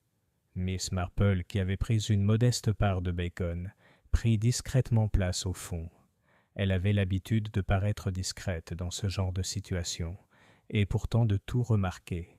La gaieté tendue dans les manières de Peterson, la façon dont son regard se posait sur le petit bureau du fond, la raideur de ses épaules, tout cela donnait l'image d'un homme accablé par plus que les affaires de la journée. L'alarme. Soudain, une agitation se fit entendre. Un livreur de lait fit irruption dans le magasin, essoufflé. « Monsieur Peterson, monsieur, de la fumée sort de votre bureau. » Avec un cri, Peterson franchit le rideau. Plusieurs clients se pressèrent, mais Miss Marple, plus rapide qu'on aurait pu le croire, le suivit. Dans le petit bureau miteux derrière le comptoir, Une corbeille de papier se consumait, une fumée âcre s'élevant en volute. Peterson la tapotait avec un chiffon, le visage rouge. Miss Marple, le regard perçant comme un faucon, remarqua les fragments déjà carbonisés, des lambeaux d'enveloppe, des reçus peut-être, mais un coin portait la tache caractéristique d'encre rouge. « Tu t'en fiches » haleta Peterson. « Un accident. J'ai dû laisser une bougie trop près. » Miss Marple, qui savait que M. Peterson n'avait pas l'habitude de garder des bougies dans son bureau, ne répondit pas. Elle se contenta d'aider à ouvrir la fenêtre et à chasser la fumée, ses petites mains gantées d'une efficacité remarquable. L'inspecteur arrive. En moins d'une demi-heure, la nouvelle s'était répandue, et l'inspecteur Mallory en personne apparut, convoqué par un villageois trop zélé. Il examina les restes calcinés, les yeux plissés. « Qu'est-ce que tu brûlais, Patterson ?»« De vieilles factures, de vieux billets, des bêtises, » s'exclama Peterson. « Je les vide de temps en temps. »« Ça a dérapé, c'est tout. » Mallory fronça les sourcils. « C'est un moment suspect pour ranger, avec une enquête pour meurtre. » Il sembla vouloir insister, mais Miss Marple intervint gentiment. « C'est remarquable, » dit-elle avec douceur. « Comme les accidents arrivent si souvent quand on est perturbé. J'imagine que M. Peterson est plutôt perturbé depuis la mort de la pauvre Madame Larkin. » L'inspecteur lui lança un regard noir, mais ne dit rien. Peterson s'essuya le front, reconnaissant du répit. Une curieuse découverte. Plus tard dans la journée, Miss Marple fit une visite au presbytère sous prétexte de livrer des boutures de rosier à Madame Whitmore. Tandis qu'on servait le thé, elle demanda, comme par hasard, où étaient rangés les livres de la tombola. « Dans le bureau du vicaire », répondit Madame Whitmore avec empressement. « Monsieur Sykes les a enfermés. Il était très exigeant. Et Henry lui a emprunté sa plume ce jour-là, cette horrible plume rouge. Elle a laissé des taches partout sur la page. Monsieur Sykes était très contrarié. » Miss Marple hocha la tête sereinement. Son esprit, cependant, n'était pas serein du tout. Si les livres de tombola étaient verrouillés, si Henry avait emprunté la plume cramoisie, alors le lien entre l'encre et le garçon était plus faible que Mallory ne le supposait. Et pourquoi, se demandait-elle, Peterson avait-il été si pressé de détruire des bouts de papier? Potin et malaise. Le soir, le village était à nouveau agité. Dans les salons de thé, la rumeur se répandit que le feu avait consumé une carte postale rouge cramoisie. Preuve, sans doute, que Peterson n'en savait plus qu'il ne l'admettait. D'autres affirmaient qu'il s'agissait simplement d'un fouillis, d'un boucher aux habitudes maladroites. Madame Grant, comme on pouvait s'y attendre, déclara qu'il s'agissait d'une nouvelle preuve accablante contre le pauvre Henry, bien qu'elle-même n'ait pas été présente pour le constater. Miss Marple était assise tranquillement à sa table, versant du sucre dans son thé avec un calme délibéré. Elle savait ce que les villageois ignoraient, les tensions se resserraient, et le récit bien ficelé de la culpabilité d'Henry devenait de moins en moins convaincant. Une réflexion privée. Ce soir-là, dans son petit salon de St. Mary Mead, Miss Marple était assise, son tricot sur les genoux, ses pensées tissant plus vite que ses aiguilles. Quelqu'un était déterminé à effacer les traces, à brûler les liens, à détourner les soupçons vers la cible la plus évidente. Cela signifiait que la vérité était dangereuse et qu'elle était dangereusement proche du quotidien de plus d'un villageois. Elle regarda l'horloge, puis le jardin éclairé par la lune. Quelque part, sentit-elle, un autre mouvement allait bientôt se produire. Après tout, la nature humaine ne se repose jamais lorsque les secrets sont menacés. Et à Rose Hill, les secrets étaient partout. Chapitre 6. Les secrets dans l'ombre. Le lendemain, l'aube s'éclaircit, comme si les nuages s'étaient retirés pour laisser libre cours aux rumeurs. À Rose Hill, lorsque l'air s'éclaircissait, les langues s'éclaircissaient aussi. Et en milieu de matinée, il semblait que chaque villageois avait une révélation à partager, la plupart mi-chuchotée, mi-criée, car la frontière entre secret et étalage était ténue. Miss Marple, ayant repris le bus matinal pour Rose Hill, se trouva l'objet de hochements de tête et d'invitations subtiles. On voulait se confier à elle, même si on s'en rendait rarement compte. Elle accepta avec sa courtoisie habituelle. Un appel par-ci, une pause polie par-là. La vérité, avait-elle observé depuis longtemps, était tissée de multiples fils. La réputation des Pritchard. Son premier arrêt fut le cottage près de la gare, où elle avait déjà parlé avec madame Pritchard. Ce jour-là, les rideaux étaient tirés, et l'allée était inhabituellement propre, comme balayée à la hâte. Madame Pritchard ouvrit la porte avec précaution. « Oh !» dit-elle avec soulagement en reconnaissant Miss Marple. « Je pensais que c'était peut-être... Enfin, peu importe. Entrez, madame. » À l'intérieur, une légère odeur de tabac étranger persistait. Le regard de Miss Marple, comme errant distraitement, se posa sur un manteau posé au dossier d'une chaise. Un manteau d'homme. « Votre mari est revenu de Londres ?» demanda-t-elle aimablement. Madame Pritchard hésita un instant. « Oui. Il est arrivé tard hier soir. »« Et il était là samedi soir ?» ?»« Non, » répondit-elle trop vite. Puis, s'adoucissant, « Pardonnez-moi, on devient prudent quand on est étranger. Les gens le remarquent. » Le sourire de Miss Marple était doux, mais son regard restait fixe. Ils le font, en effet. Et parfois, ils imaginent plus que ce qu'ils ont en tête. Mais Madame Larkin n'était pas du genre à imaginer, n'est-ce pas? Elle voyait ce que les autres ignoraient. Elle en savait peut-être plus qu'il n'était logique. Madame Pritchard baissa les yeux. Elle m'a menacé, oui. Elle m'a dit de faire attention à ce que j'envoyais et recevais. Mais ce n'était rien de criminel, juste des lettres de famille. Mon mari a des cousins à Anvers, c'est tout. Tout de même, dit gentiment Miss Marple, quelqu'un a pensé que cela valait la peine de proférer une menace d'un autre genre. Les confidentiels du vicaire. Plus tard ce jour-là, au presbytère, mademoiselle Marple rencontra M. Whitmore dans son bureau. C'était un homme aimable, mais qui se sentait parfois gêné lorsque des choses désagréables survenaient. Il frottait des papiers et évitait son regard. « Ma chère Miss Marple, dit-il, je n'aime guère en parler, mais Edith Larkin se confiait à moi de temps à autre. Elle avait des inquiétudes concernant certains membres de la paroisse. »« Des inquiétudes ?» demanda doucement Miss Marple. Il toussa. « L'argent est une question, j'en ai peur. Elle m'a dit que M. Sykes était devenu négligent dans ses tâches comptables. Et il y avait aussi quelque chose chez Peterson, des factures impayées, des inscriptions irrégulières dans le registre de la poste. Elle disait qu'elle avait l'intention de mettre les choses en ordre. C'était une femme redoutable quand on la réveillait. »« Oui, » acquiesça Miss Marple. « Formidable, et peut-être trop directe. Les gens n'apprécient pas toujours qu'on expose leurs faiblesses. » Une rencontre dans la ruelle. Plus tard, alors que Miss Marple marchait dans la ruelle en direction de la rue principale, elle rencontra Henry Denham en personne, temporairement libéré pendant la poursuite de l'enquête. Son visage pâle était tiré, mais son regard s'illumina de désespoir lorsqu'il la vit. « Miss Marple, ils vont me ruiner. Tout le monde dit que c'est moi. Mais je jure que je n'ai jamais écrit ces cartes. Oui, j'ai utilisé de l'encre cramoisie une fois, pour m'amuser.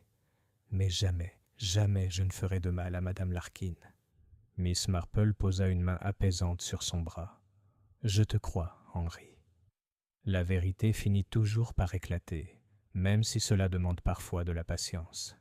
Dites-moi, quelqu'un s'est-il disputé avec Madame Larkin ces dernières semaines? Il hésita. « Monsieur Peterson, oui. J'étais au magasin un soir pour payer des saucisses. Il pensait que Madame Larkin avait parlé à l'épicier de ses factures impayées. Il a crié haut et fort qu'elle regretterait d'avoir fourré son nez dans la boutique. Elle lui a lancé son regard noir et s'est éloignée. « Ah, » dit doucement Miss Marple. « Oui, j'imagine. » La frustration de l'inspecteur. Ce soir-là, l'inspecteur Mallory convoqua à nouveau quelques villageois à la salle. Son visage était rouge et sa moustache hérissée d'agacement. « Cette affaire devient insupportable, » déclara-t-il. « D'abord Denham, puis l'incendie de Peterson, et maintenant les rumeurs d'autres personnes. Mais attention, nous aurons une confession avant la fin de la semaine. J'ai fait appel à des experts pour examiner les traces d'encre. Quant à la première carte postale disparue, elle sera bientôt découverte. Miss Marple, assise sagement au fond, tricotait sereinement. À ses yeux, l'inspecteur Mallory regardait dans la mauvaise direction. Ce n'était pas l'encre qui comptait le plus, ni même les mots inscrits sur la carte rouge. C'était la psychologie de l'acte, qui souhaitait réduire Edith Larkin au silence. Et pourquoi? Miss Marple réfléchit. Plus tard, dans le calme de son salon, Miss Marple posa son tricot et laissa ses pensées tourner autour des découvertes de la journée. Monsieur Sikes, avec ses comptes et sa façon nerveuse d'empocher des preuves. Monsieur Peterson, avec ses factures en souffrance et son feu curieux. Madame Pritchard, avec ses lettres étrangères et ses angoisses soudaines. Chacun avait des raisons de craindre l'attention d'Edith Larkin. Chacun avait peut-être quelque chose à cacher. Mais lequel d'entre eux a eu l'audace de transformer la peur en meurtre? Miss Marple se laissa aller dans son fauteuil. Au cours de sa longue vie, elle avait observé une vérité plus importante que toutes les autres. C'est rarement le suspect le plus évident qui est coupable. La nature humaine, elle le savait, est bien trop subtile pour cela. Et quelque part, sentait-elle, un autre indice attendait d'émerger, quelque chose d'infime, de facilement négligé. Un point de suture déplacé dans la vie du village. Chapitre 7. Le deuxième choc. Jeudi soir, Rose-Hill fut à nouveau bouleversée, cette fois par une découverte incontournable. La cloche de l'église devait sonner pour la répétition de la chorale, mais lorsque M. Sikes se rendit à la sacristie pour récupérer les recueils de cantiques, il trouva quelque chose qui l'attendait. Une carte postale rouge cramoisie soigneusement posée sur la chaire, comme si elle avait été déposée là délibérément. La carte ne comportait que 6 mots, imprimés dans les mêmes majuscules que précédemment. Le prochain sera dans le sang. Le tumulte fut immédiat. La chorale se dispersa. Madame Grant poussa des cris perçants, et la pauvre Mary Cottle s'évanouit sur le premier banc. Une demi-heure plus tard, l'inspecteur Mallory arriva, le visage rouge et exaspéré. « Encore un coup monté !» s'exclama-t-il en brandissant la carte. « Preuve, s'il en était besoin, que notre meurtrier a le goût du théâtre, et preuve aussi qu'Henry Denham a des complices. Un de ses amis est sans doute à l'œuvre. » Mais Miss Marple, qui avait discrètement suivi le tumulte dans l'église, resta immobile, les mains jointes sur son parapluie. Elle remarqua le choix du lieu. Ni la poste, ni le salon de thé, ni même la boutique Peterson, mais la chaire, où les sermons étaient prononcés et les jugements prononcés. Un choix symbolique, s'il en est. Le village en panique. Au matin, le village était en état d'alerte maximale. Les mères gardaient que leurs enfants à l'intérieur. Les portes étaient verrouillées plus tôt que d'habitude et, dans les salons de thé, même les voix les plus audacieuses étaient étouffées. On ne parlait plus seulement de scandale ou d'embarras, mais de danger. « C'est un avertissement », déclara Madame Grant, les yeux écarquillés. « Quelqu'un d'autre sera abattu, et ce sera bientôt. »« C'est absurde », grommela Peterson, même si ses mains tremblaient en levant sa tasse. « Des tactiques d'intimidation, c'est tout. Qui que ce soit, ils veulent qu'on saute sur des ombres. »« Peut-être, » dit doucement Miss Marple, « mais les ombres, Monsieur Peterson, sont très révélatrices. Elles révèlent les contours de choses que nous ne voyons pas clairement. » Le boucher lui lança un regard surpris, puis s'occupa de son scone. La visite de Miss Marple au presbytère. Plus tard dans la journée, Mademoiselle Marple retourna au presbytère. Madame Whitmore l'accueillit avec une pointe d'inquiétude. « Ma chère Miss Marple, vous ne pouvez imaginer à quel point c'était horrible. Qu'une telle chose soit placée en chair. Le vicaire dit que c'est un sacrilège. »« Sacrilège, en effet, » murmura Miss Marple, « mais aussi pratique. Voyez-vous, ça garantit que tout le monde en sera informé rapidement. Peu de choses se répandent aussi vite que les ragots d'église. » Madame Whitmore cligna des yeux. « Vous voulez dire que c'était censé être du théâtre ?» Miss Marple sourit faiblement. « Exactement. Les meurtriers, chère Madame Whitmore, apprécient souvent une représentation, mais ils oublient parfois que le public perçoit plus que ce que l'acteur souhaite. Une visite chez Peterson. Cet après-midi-là, Miss Marple fit une discrète visite à la boucherie. Peterson, bien que courtois, semblait gêné par son apparence. « Vous me pardonnerez mon intrusion, dit-elle, mais je me demandais si vous pourriez m'aider à résoudre une petite curiosité. De l'encre cramoisie, par exemple, une couleur si éclatante. Vous en avez donné à Henry Denham, n'est-ce pas ?» Le visage de Peterson s'empourpra. « Oui, une plaisanterie anodine, rien de plus. »« Tout à fait. Et pourtant il me semble que l'encre rouge s'est avérée être au cœur de cette malheureuse affaire. » Le boucher se tortilla, mal à l'aise. « Coïncidence, c'est tout.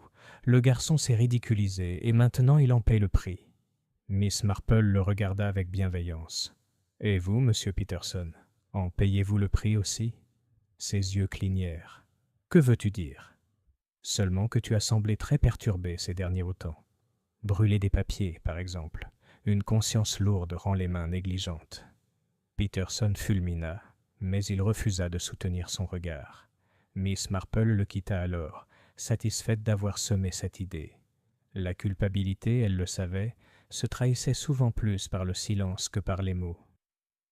Le reflet de Miss Marple. Ce soir-là, Miss Marple était assise près de sa fenêtre, son tricot inactif sur ses genoux. La troisième carte postale avait tout changé. Le meurtrier était devenu plus audacieux, ou peut-être désespéré. Menacé de mort, s'était attiré l'attention. Et l'attention, pensa Miss Marple, était précisément ce que le meurtrier redoutait le plus. Elle se souvenait de ce que son ancien jardinier lui avait dit un jour. « Les mauvaises herbes poussent mieux dans les coins sombres, mais une fois que vous arrachez le lierre, vous voyez la racine aussi simple que le jour. » Le meurtrier de Rose Hill avait choisi le cramoisi pour une bonne raison.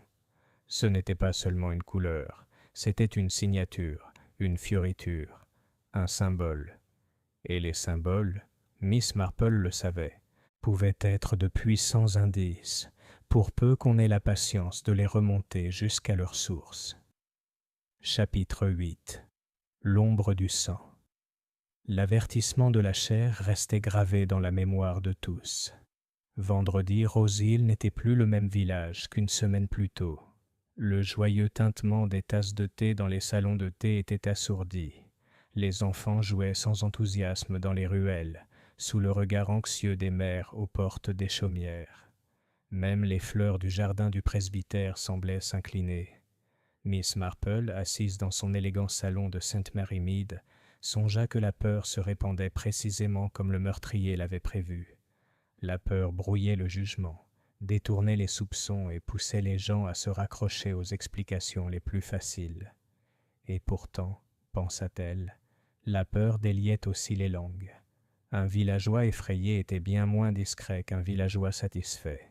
Cet après-midi-là, elle repartit pour Rose Hill. Elle avait le sentiment, et ce sentiment, né d'années d'observation de la nature humaine dans ses formes les plus humbles, était rarement erroné, que l'avertissement de la chair allait bientôt devoir être exaucé. La garden party du presbytère.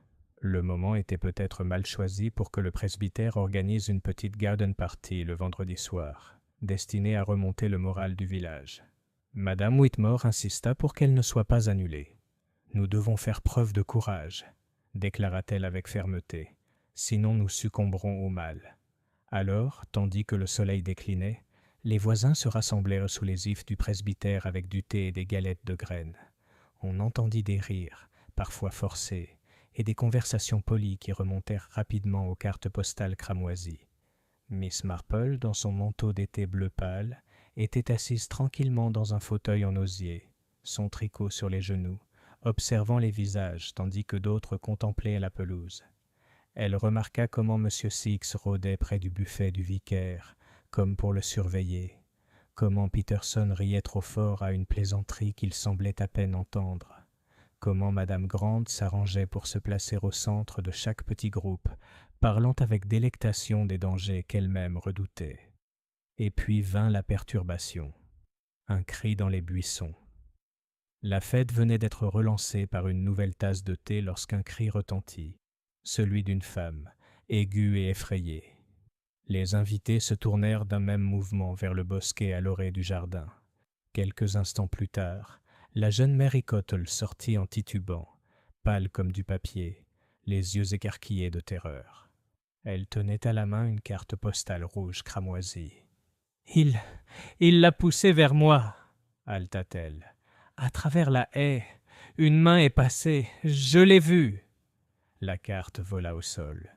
L'inspecteur Mallory, invité pour la forme, la ramassa d'un air sombre. On pouvait y lire, en lettres capitales, les mots suivants. « Elle en sait trop ». Des hoquets de surprise s'élevèrent de toutes parts. Certains regardèrent Marie avec pitié, d'autres avec suspicion. Mais le regard de Miss Marple ne se porta pas sur la jeune fille. Il se porta sur la haie elle-même, et l'herbe piétinait au-delà. Quelqu'un s'était tenu là, assez près pour voir le rassemblement, assez près pour choisir sa victime. La frustration de Mallory. « C'est insupportable !» tonna Mallory. « Le coupable se moque de nous, nous insulte en face. Je vais immédiatement faire fouiller les lieux. » Il s'éloigna à grands pas avec 2 agents.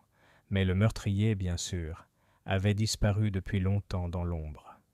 Miss Marple, se déplaçant doucement, prit Mary par la main et la conduisit vers une chaise. « Tiens, ma chère, » murmura-t-elle, « assieds-toi et respire. Dis-moi à quoi ressemblait cette main. » Mary secoua la tête, impuissante. « Je l'ai à peine vue. » C'était rapide, une grande main, je crois, brusque, celle d'un homme. Est-ce qu'il y avait une marque? Une cicatrice, peut-être. Mary hésita, puis murmura. « Il y avait de l'encre, des traces sombres, sur le pouce et les doigts. » Le regard de Miss Marple s'adoucit, mais ses pensées devinrent plus précises. De l'encre, encore, toujours de l'encre. Observation silencieuse. Lorsque la fête se dispersa dans le désordre, Miss Marple s'attarda un instant dans le jardin, scrutant la haie. Là, sur une brindille cassée, elle découvrit une légère trace, ni de la boue, ni du sang, mais cramoisie, comme si un doigt imprudent y avait laissé sa trace. Elle jeta un coup d'œil vers le chemin qui menait à la rue principale. « Des méthodes, » murmura-t-elle, « toujours des méthodes. La nature humaine peut mentir, mais les habitudes, jamais. » L'ombre s'épaissit. Cette nuit-là, Rose Hill était agitée. Les lampes brûlaient plus tard que d'habitude, les portes étaient verrouillées, et même les chiens semblaient inquiets. Mary Cottle, la pauvre enfant, était au centre de prières murmurées et de spéculations angoissées. Pourquoi avait-elle été choisie? Que savait-elle? Et Miss Marple, de retour dans son paisible salon de St. Mary Mead, réfléchissait à cette même question. Mary était innocente, timide, inoffensive. À moins que Madame Larkin ne lui ait confié quelque chose avant sa mort. Un mot, une allusion, un mot, quelque chose que Mary elle-même n'aurait peut-être pas compris, mais que le meurtrier redoutait. Les cartes postales écarlates avaient cessé d'être un simple spectacle. Elles étaient devenues un piège, non pas pour le village, mais pour la seule personne qui pourrait détenir le fil conducteur. Miss Marple plia soigneusement son tricot, le mit de côté et regarda les roses au clair de lune grimpant sur son treillis. « La prochaine, » murmura-t-elle doucement, « ne sera pas une menace, ce sera une tentative, et nous devons être prêts. » Chapitre 9. Ce que Mary savait. Le lendemain de la fête du presbytère, Rose Hill semblait inhabituellement calme. Les commerçants ouvraient tard, les rideaux restaient tirés, et le fracas habituel des chariots de lait dans la ruelle semblait atténué, comme si le village lui-même attendait un événement terrible. Miss Marple, cependant, n'attendit pas. À 9 heures, elle remontait le petit chemin qui menait au cottage Cottle. Elle avait organisé une visite chez Mary sous le gentil prétexte d'apporter de l'eau de lavande. Si apaisante pour les nerfs, ma chère enfant. Mary la reçut timidement, encore pâle du choc de la veille. Le petit salon sentait légèrement le lait bouilli, et un géranium solitaire pendait sur le rebord de la fenêtre. « Vous êtes très gentille, Miss Marple, » dit Mary d'une voix faible en acceptant la petite bouteille en verre taillé. « Je ne sais pas comment je vais me rendormir. » Miss Marple sourit doucement. Le sommeil revient quand l'esprit est apaisé. Et je pense, ma chère, que le vôtre est troublé non seulement par la nuit dernière, mais aussi par autre chose. Une chose que Madame Larkin vous a dite un jour. Une chose que vous n'avez peut-être pas jugée importante sur le moment. Les mains de Mary se crispèrent sur ses genoux. Elle ouvrit la bouche, la referma, puis murmura. Elle m'a dit, 2 jours avant sa mort, qu'elle avait découvert la main écarlate. Elle a dit que ça ferait vraiment beaucoup de peine. Je ne comprenais pas ce qu'elle voulait dire. J'ai pensé que c'était peut-être juste une de ses expressions. « La main écarlate ?» répéta doucement Miss Marple, les yeux plissés. « A-t-elle donné plus d'explications ?» Mary secoua la tête. « Non, juste qu'elle devait garder ses notes en sécurité. Elle a dit qu'elle les avait cachées là où personne ne penserait à les regarder. » Visite de l'inspecteur Mallory. Peu de temps après, l'inspecteur Mallory arriva chez les Cottle, les bottes boueuses et la moustache hérissée. « Eh bien, Miss Marple, vous vous renseignez encore, hein ?» dit-il brusquement. « Je suis venu poser quelques questions à Mary.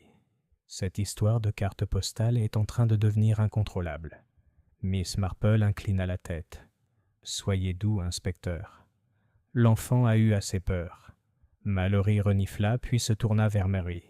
« As-tu vu le visage de cet homme hier soir ?»« Non, monsieur. Seulement sa main. Il y avait de l'encre dessus. » Mallory fronça les sourcils. « Encore de l'encre. Toujours de l'encre. On dirait qu'elle est cramoisie. » Mary hésita. Ça avait l'air sombre. Peut-être cramoisie. Je n'en suis pas sûr. Inutile, marmonna Mallory en faisant les 100 pas. Et ces histoires de notes cachées. Rien de plus. Mais l'expression de Miss Marple était sereine. Elle en avait assez entendu. Le carnet caché.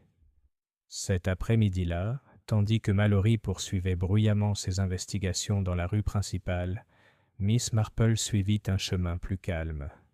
Elle se rendit au bureau de poste fermé à clé, désormais sous scellé. L'agent de service, familier depuis longtemps de sa douceur, lui permit d'y jeter un bref coup d'œil. Seulement pour récupérer un parapluie égaré, comme elle le prétendit. À l'intérieur, l'air était vicié par l'inactivité. Le regard de Miss Marple parcourut rapidement les étagères bien rangées, les balances bien rangées, les tiroirs où avaient été rangés timbres et cartes postales. Puis son regard se posa sur l'étroit rebord au-dessus des casiers de tri. Là, caché derrière un pot de cire à cacheter, se trouvait un petit carnet marron. Elle le glissa d'un geste prudent. La couverture était sans nom, mais à l'intérieur se trouvaient des rangées de notes étroites et anguleuses, écrites dans la main d'Edith Larkin. Nom, date, petits chiffres, remarques énigmatiques. Peterson, factures en souffrance, poissonnier et épicier, menace de divulgation Sykes, divergence, compte-rendu de l'église, plume empruntée, cramoisie, Madame Pritchard, lettres étrangères, correspondance avec Anvers, colis pour Londres HD, garçon stupide, encre cramoisie, insouciant, à réprimander, et au bas d'une page, d'une écriture plus ferme, la main cramoisie sera exposée. Miss Marple remit le carnet aussi soigneusement qu'elle l'avait pris. C'était clair maintenant. Edith Larkin avait connu les secrets de plus d'une personne. Mais laquelle d'entre elles l'avait suffisamment craint pour la faire taire? Un quasi-accident. Ce soir-là, alors que Miss Marple retournait par le chemin vers l'arrêt de bus, elle s'arrêta près de la haie, où la carte postale avait été tendue à Mary. Le sol était humide, la terre meuble. Elle se pencha délicatement, le regard vif malgré la lumière déclinante. Là, une empreinte de pas plus grande que la sienne s'enfonçait profondément, et près d'elle, l'éclat d'un objet métallique. Elle se pencha et récupéra un stylo-plume, la plume encore tachée d'encre cramoisie. À cet instant, un bruissement se fit entendre dans la haie. Miss Marple se redressa, son parapluie légèrement levé. Une silhouette imposante s'élança sur le chemin, disparaissant dans l'ombre avant qu'elle puisse apercevoir son visage. Elle se tenait immobile, le stylo à la main. « Oui », murmura-t-elle doucement, Le piège se resserre, et il est presque sur moi. Miss Marple réfléchit. De retour à St. Mary Mead, elle déposa le stylo taché de pourpre près de son tricot. Le meurtrier avait failli être pris sur le fait, peut-être en train d'observer, peut-être en train de tenter de récupérer des preuves, peut-être même en osant la réduire au silence. Mais elle n'avait pas peur. La nature humaine, songea-t-elle, est comme une chaussette mal reprise, tirée sur un fil qui dépasse, et tout se défait. Elle enfila son aiguille calmement. « La main écarlate, » murmura-t-elle. « Je crois peut-être que je commence à la voir. » Chapitre 10. Une tentative de meurtre. Le samedi apporta un silence gêné. Les villageois vaquaient à leurs occupations, le regard rivé nerveusement sur leurs épaules, comme s'ils s'attendaient à l'apparition d'un autre message rouge vif. Le bureau de poste restait fermé, sa porte scellée rappelant silencieusement le sombre destin d'Edith Larkin. Et dans les salons de thé, où les ragots coulaient généralement plus librement que les théières, les voix étaient étouffées. Miss Marple, cependant, évoluait sereinement dans le village, comme si la tempête de peur ne la troublait pas. Elle s'arrêta pour admirer une rose dans un jardin de campagne, s'enquit de l'atout d'un enfant, et accepta avec des remerciements polis une part de gâteau aux graines de Madame Grant, bien que son esprit, sous le calme apparent, travaillait activement. Le carnet qu'elle avait découvert à la poste, avec ses petites notes accablantes, était la preuve suffisante qu'Edith Larkin en savait trop. La question n'était plus qui avait raison pour la faire taire, mais lequel d'entre eux a eu la cruauté d'agir. Une visite à la boutique Peterson. Cet après-midi-là, Miss Marple rendit une nouvelle visite chez le boucher Peterson. Elle demanda une modeste côtelette, mais tandis que Peterson l'emballait, son regard se posa sur ses mains. Ses ongles étaient légèrement tachés de rouge, une décoloration que l'eau et le savon n'avaient pas encore complètement effacée. « Vous êtes plus occupé que jamais, monsieur Peterson, » remarqua-t-elle doucement. Il grogna. « Il faut manger, Miss Marple, meurtre ou pas. La vie continue. »« C'est vrai, » dit-elle doucement. « Et la vie, tu sais, laisse peu de traces. De l'encre sur les doigts, de la cendre dans une grille, même un stylo égaré dans une haie. » Peterson sursauta. « Que veux-tu dire ? » « Seulement que chacun fait les plus petites choses d'une manière qui lui est propre, » répondit Miss Marple avec un sourire faussement doux. « On pourrait presque dire que les habitudes nous trahissent. » Son teint s'intensifia et il lui fourra le paquet dans la main. « Ce sera 6 pence. » Miss Marple paya, hocha poliment la tête et sortit dans la rue. Elle ne se retourna pas, l'attaque dans la voix. Le soir tomba, et avec lui un silence régnait sur Rose Hill. La plupart des portes furent fermées à cléteaux et des lampes allumées derrière les rideaux tirés. Miss Marple, cependant, choisit de faire une promenade tranquille le long du chemin bordé de haies en direction du cimetière. À mi-chemin, elle s'arrêta, comme pour ajuster la bandoulière de son sac à main. La ruelle était déserte. Puis, un pas rapide et lourd derrière elle. Avant qu'elle puisse se retourner, une silhouette surgit de l'ombre, un bras levé. Dans sa main brillait un morceau de fer, celui que les bouchers utilisent pour aiguiser leurs couteaux. Miss Marple trébucha délibérément sur le côté, son parapluie se levant brusquement avec une force surprenante. Le coup s'abattit sur la haie, et la silhouette jura d'un son guttural et bas. À cet instant, la lumière de la lune éclaira sa main, des doigts épais, tachés d'encre rouge. Des cris ont retenti. 2 jeunes de la chorale, rentrant chez eux après une répétition, avaient entendu la bagarre. L'agresseur a pris la fuite et a disparu dans la nuit par un chemin de traverse. Les enfants de chœur aidèrent Miss Marple à se redresser. Elle était calme, la voix posée. « Merci, mes chéris. Ce n'est rien. Mais vous comprenez maintenant.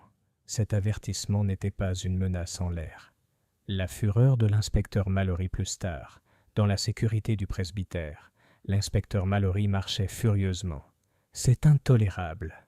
Une attaque contre Miss Marple elle-même, ce scélérat sera pendu, quel qu'il soit. Nous fouillerons ce village de fond en comble. » Miss Marple était assise tranquillement, sirotant le thé que Madame Whitmore lui avait servi. Son expression était plus pensive que troublée. « Je pense, inspecteur, dit-elle doucement, que vous cherchez peut-être mal. Les actes audacieux sont souvent destinés à tromper. Il faut plutôt chercher les petites habitudes constantes. La façon dont un homme tient ses comptes, dont il brûle ses papiers, l'encre qu'il choisit d'utiliser. C'est dans ces détails que se cache la vérité. » Mallory renifla. « Des habitudes et des détails. Il nous faut des preuves solides. » Les yeux de Miss Marple pétillèrent faiblement. « Oh, mais inspecteur, vous l'aurez. Très bientôt. Car le meurtrier est devenu imprudent, et les imprudents trébuchent toujours. » Miss Marple réfléchit. Ce soir-là, de retour dans son petit salon de St. Mary Mead, Miss Marple laissa tomber son tricot.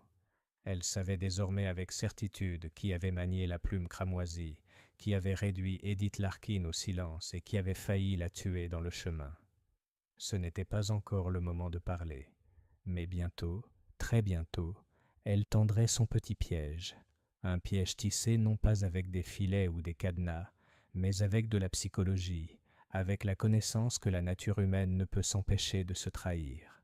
Elle joignit les mains, l'air serein. « Oui, » murmura-t-elle, « le schéma est clair maintenant, et demain, les fils se resserreront. » Chapitre 11. Le piège est tendu. Le dimanche matin, Rose Hill était à fleur de peau. Après l'attentat contre Miss Marple, les gens osaient à peine parler plus bas. L'assistance à l'église était exceptionnellement nombreuse, même si les prières murmurées visaient moins le réconfort spirituel que la sécurité terrestre. Les regards se portèrent vers la chaire où avait été déposé le dernier avertissement rouge, s'attendant presque à voir apparaître une autre carte. Miss Marple, sagement assise sur un banc au fond, écoutait, la tête baissée. Le vicaire prononçait son sermon sur la patience et le courage. Pourtant, son esprit était occupé par d'autres choses. Elle était arrivée à sa conclusion. La main du meurtrier était évidente. Il ne restait plus qu'à le convaincre de la montrer au village et à l'inspecteur, afin de dissiper tout doute.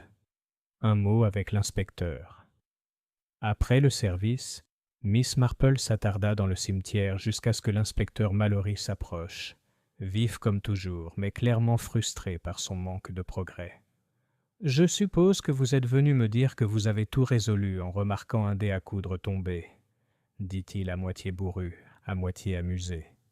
Miss Marple sourit gentiment. « Non, inspecteur.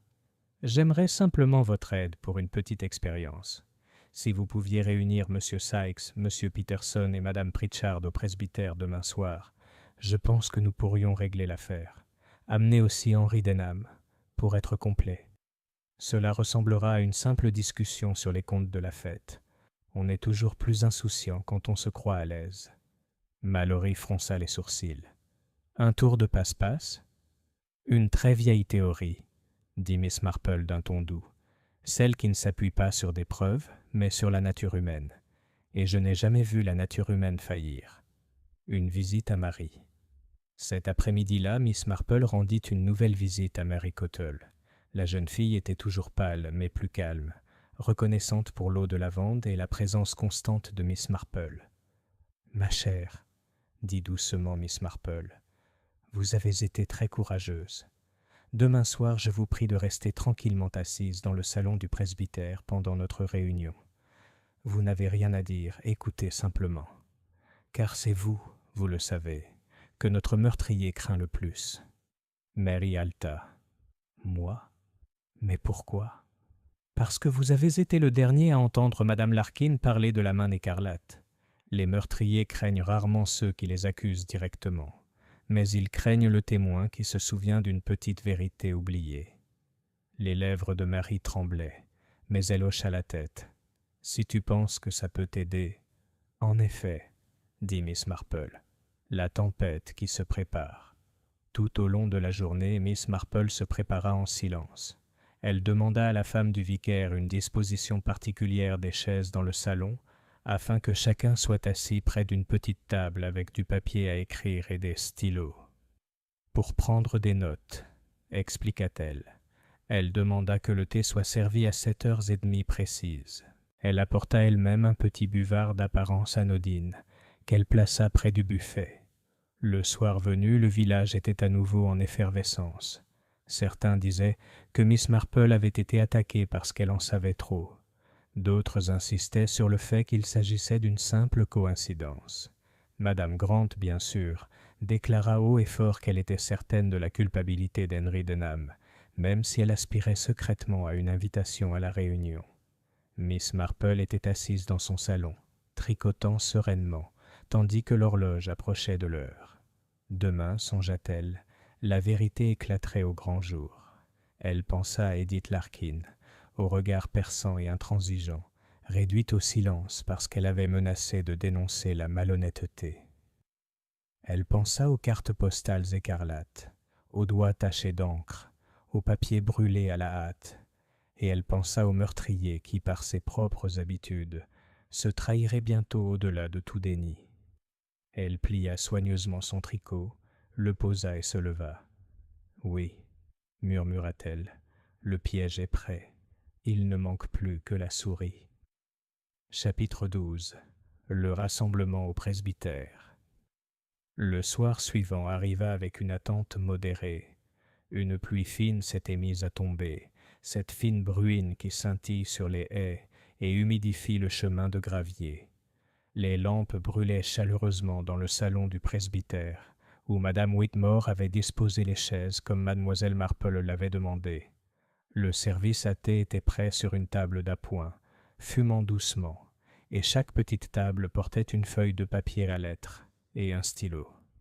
L'inspecteur Mallory se tenait près de la cheminée, les bras croisés, la moustache hérissée de scepticisme. « Eh bien, Miss Marple, murmura-t-il, j'espère que ce n'est pas encore un de vos cercles de tricot déguisés. Mes hommes sillonnent le village à la recherche de véritables indices. » Miss Marple sourit sereinement. « On verra bien, inspecteur, on verra bien. » Les invités arrivent. Les suspects sont arrivés un par un. Monsieur Harold Sykes, raide et prétentieux, se plaignit immédiatement du temps humide et s'installa lourdement dans son fauteuil. Monsieur Peterson, le visage rouge et inquiet, évitait le regard de tout le monde et s'essuyait le front avec un grand mouchoir. Madame Pritchard, gracieuse mais anxieuse, retira ses gants avec des doigts tremblants et resta assise très immobile, son châle tiré près d'elle. Henry Denham, pâle et maladroit, semblait presque soulagé d'être inclus, comme si sa présence ici pouvait plaider en faveur de son innocence. Et enfin, le pauvre Mary Cottle, assise tranquillement près du coin, serrant ses mains mais déterminée à jouer son rôle. On versa du thé, on échangea des remarques polies, et l'atmosphère était curieusement tendue. Le bourdonnement de la vie ordinaire du village se heurtait à une terreur inexprimée. L'expérience. Une fois les tasses débarrassées, Miss Marple se leva, légèrement appuyée sur son parapluie. Sa voix était douce, mais claire. « Mes chers amis, commença-t-elle, nous sommes ici pour réfléchir aux événements désagréables qui ont frappé la pauvre Madame Larkin, et à nous-mêmes, car son meurtrier est toujours parmi nous. Je pense que vous conviendrez qu'il vaut mieux être franc. » Un frémissement parcourut la pièce. Mallory fronça les sourcils, mais ne dit rien. « À cet effet, poursuivit Miss Marple, j'aimerais que chacun de vous me rende un petit service. Sur les papiers qui vous sont présentés, veuillez écrire, la main cramoisie. Cela nous aidera à envisager la question plus directement.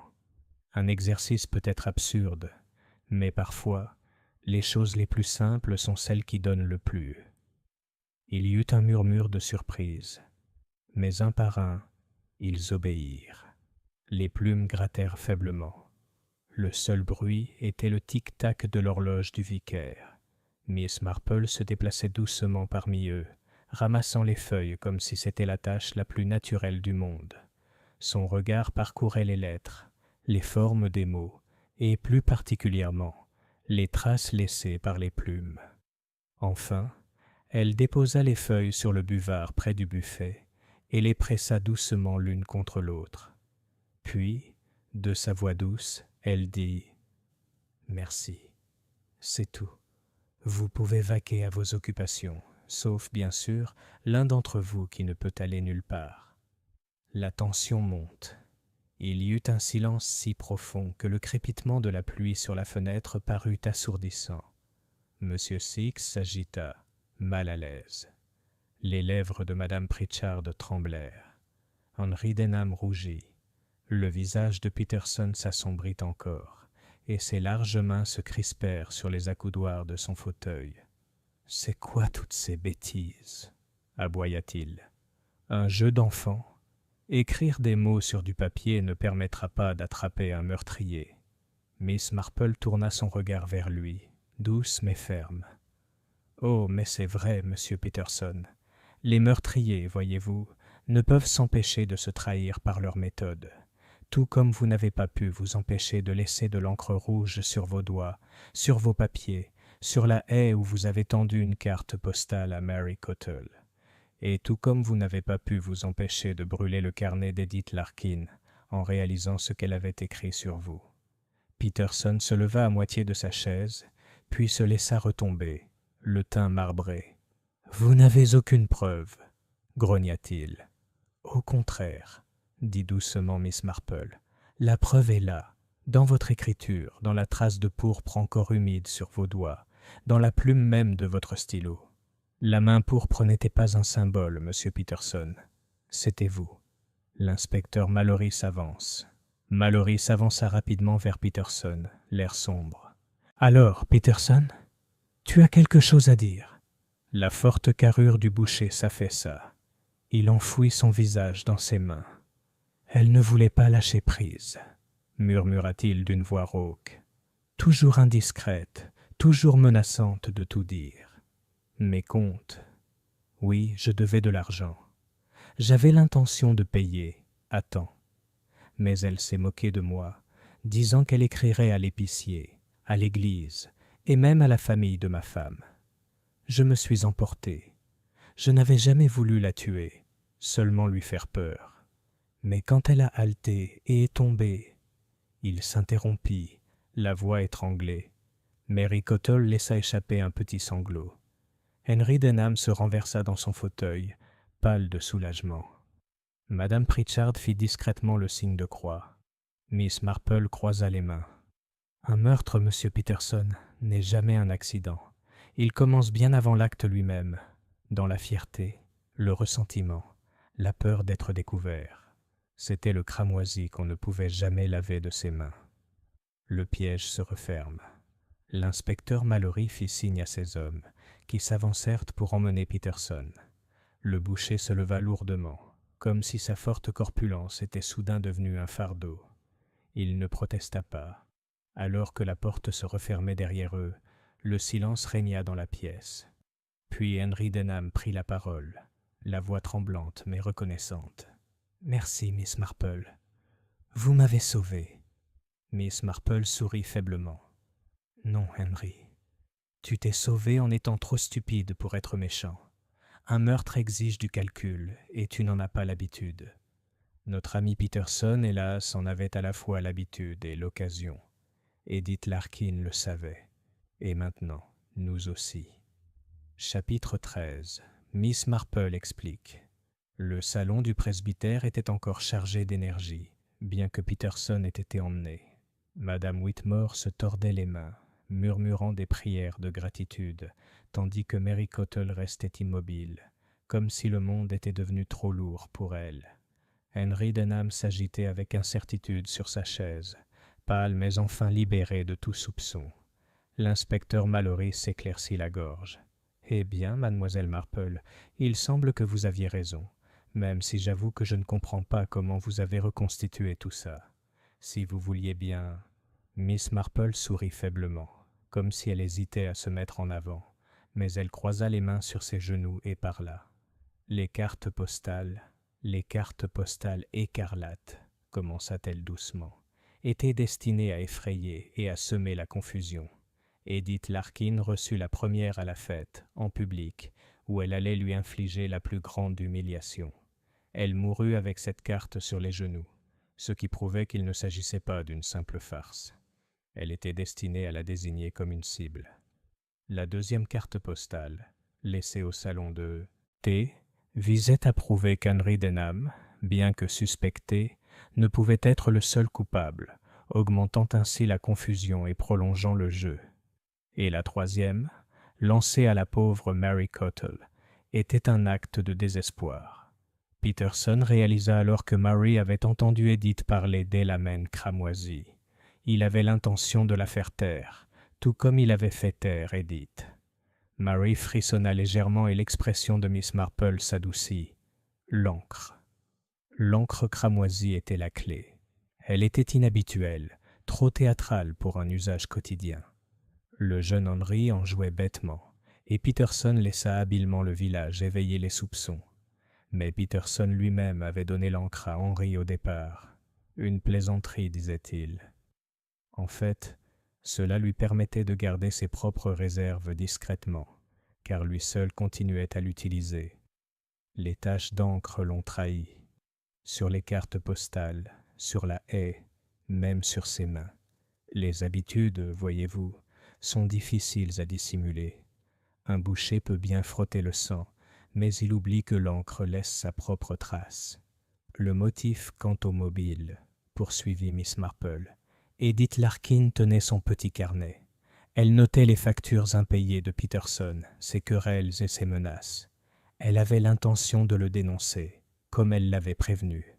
Pour un homme orgueilleux, craignant la ruine, c'était intolérable. Il l'a affrontée, peut-être seulement pour l'effrayer. Mais lorsqu'elle s'est effondrée, sous le choc ou sous un coup, il a réalisé trop tard ce qu'il avait fait. Il a alors tenté de brouiller les pistes.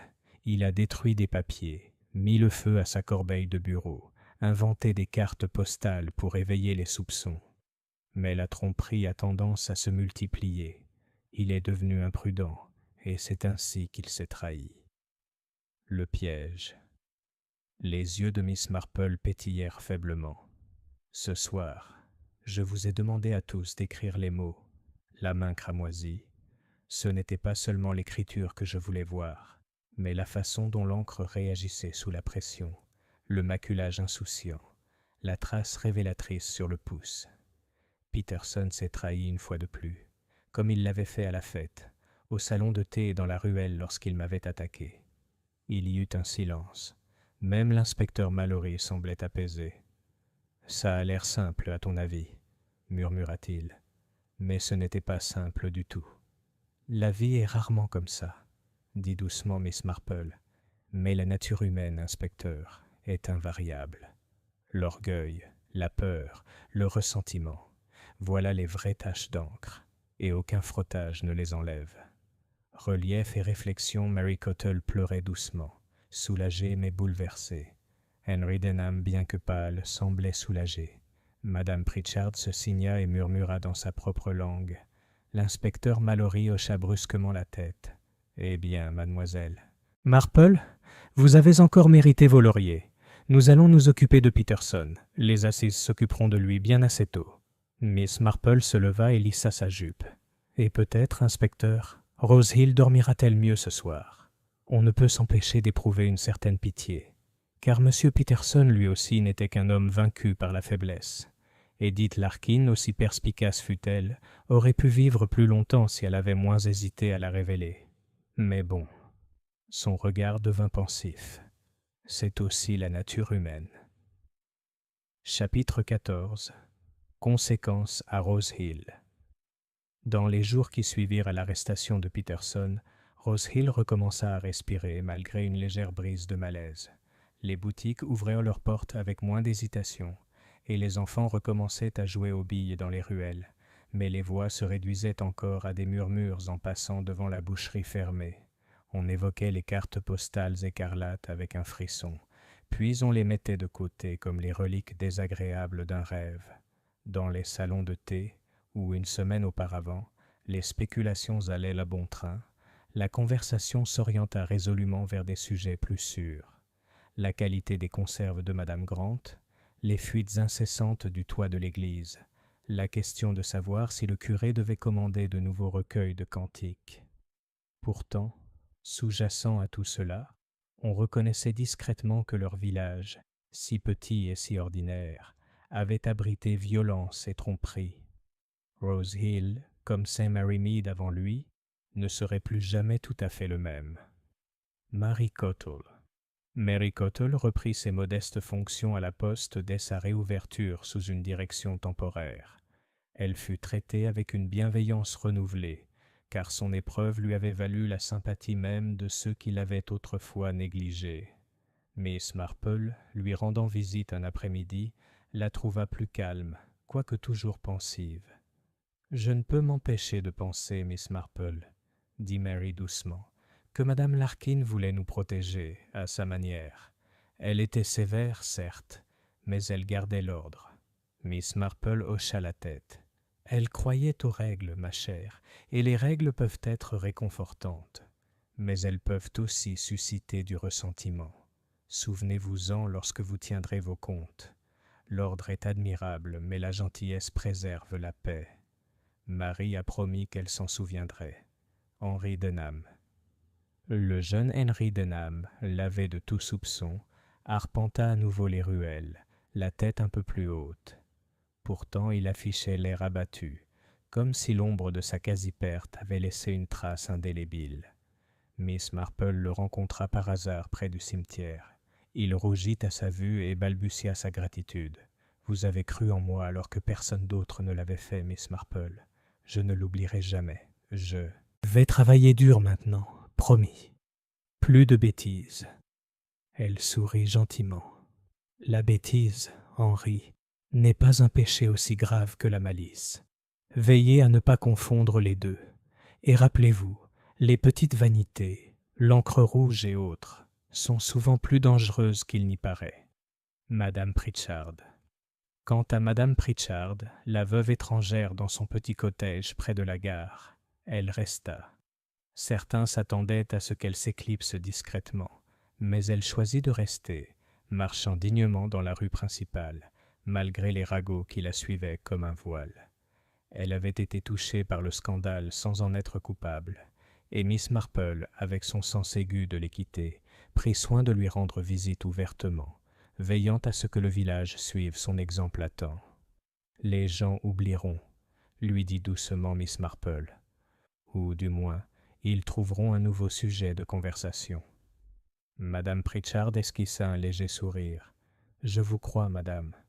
Dans mon pays aussi, on apprend que les ragots règnent sur les villages. » Le presbytère. Au presbytère, la vie reprit son rythme de sermons, de répétitions de chorales et de thés paroissiaux.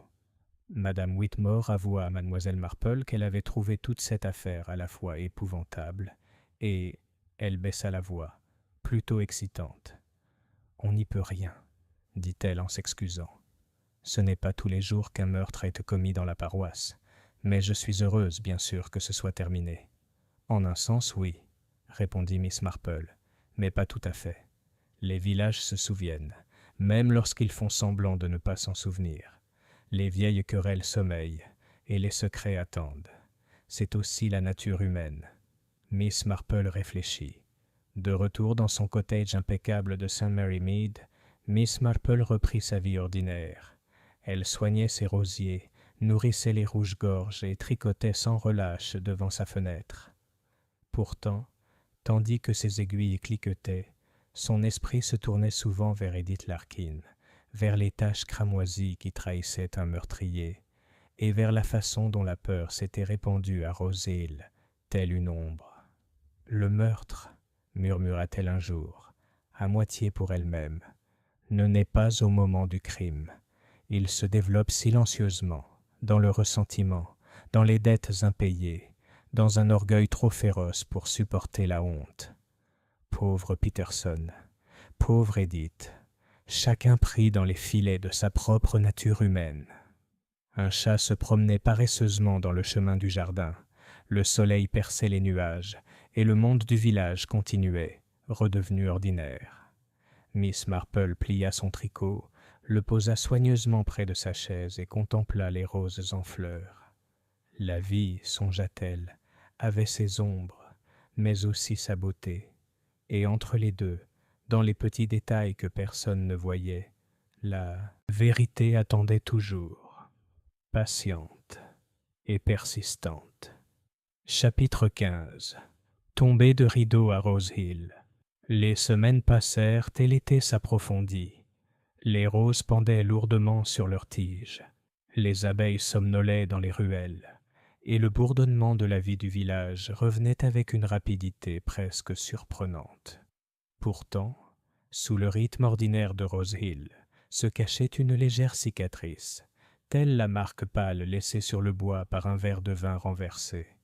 On parlait moins ouvertement de Peterson maintenant, mais on ne l'oubliait pas. La vue de sa boutique fermée, le silence où résonnait autrefois sa voix chaleureuse, leur rappelait que même le plus solide des voisins pouvait abriter des ténèbres.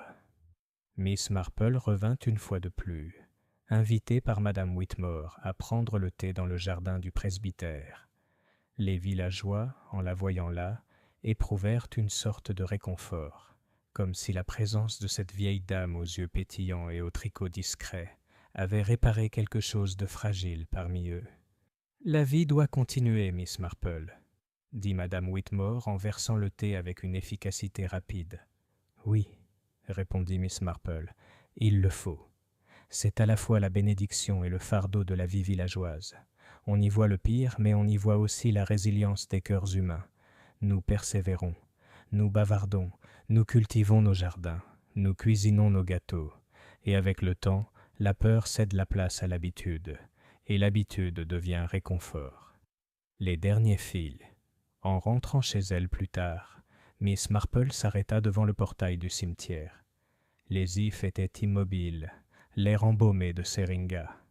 Elle songea à Edith Larkin, au regard perçant et inflexible, qui avait gardé son petit livre de secrets avec une telle certitude, et à Peterson, anéanti non seulement par la cruauté, mais aussi par l'orgueil, la peur et le désespoir.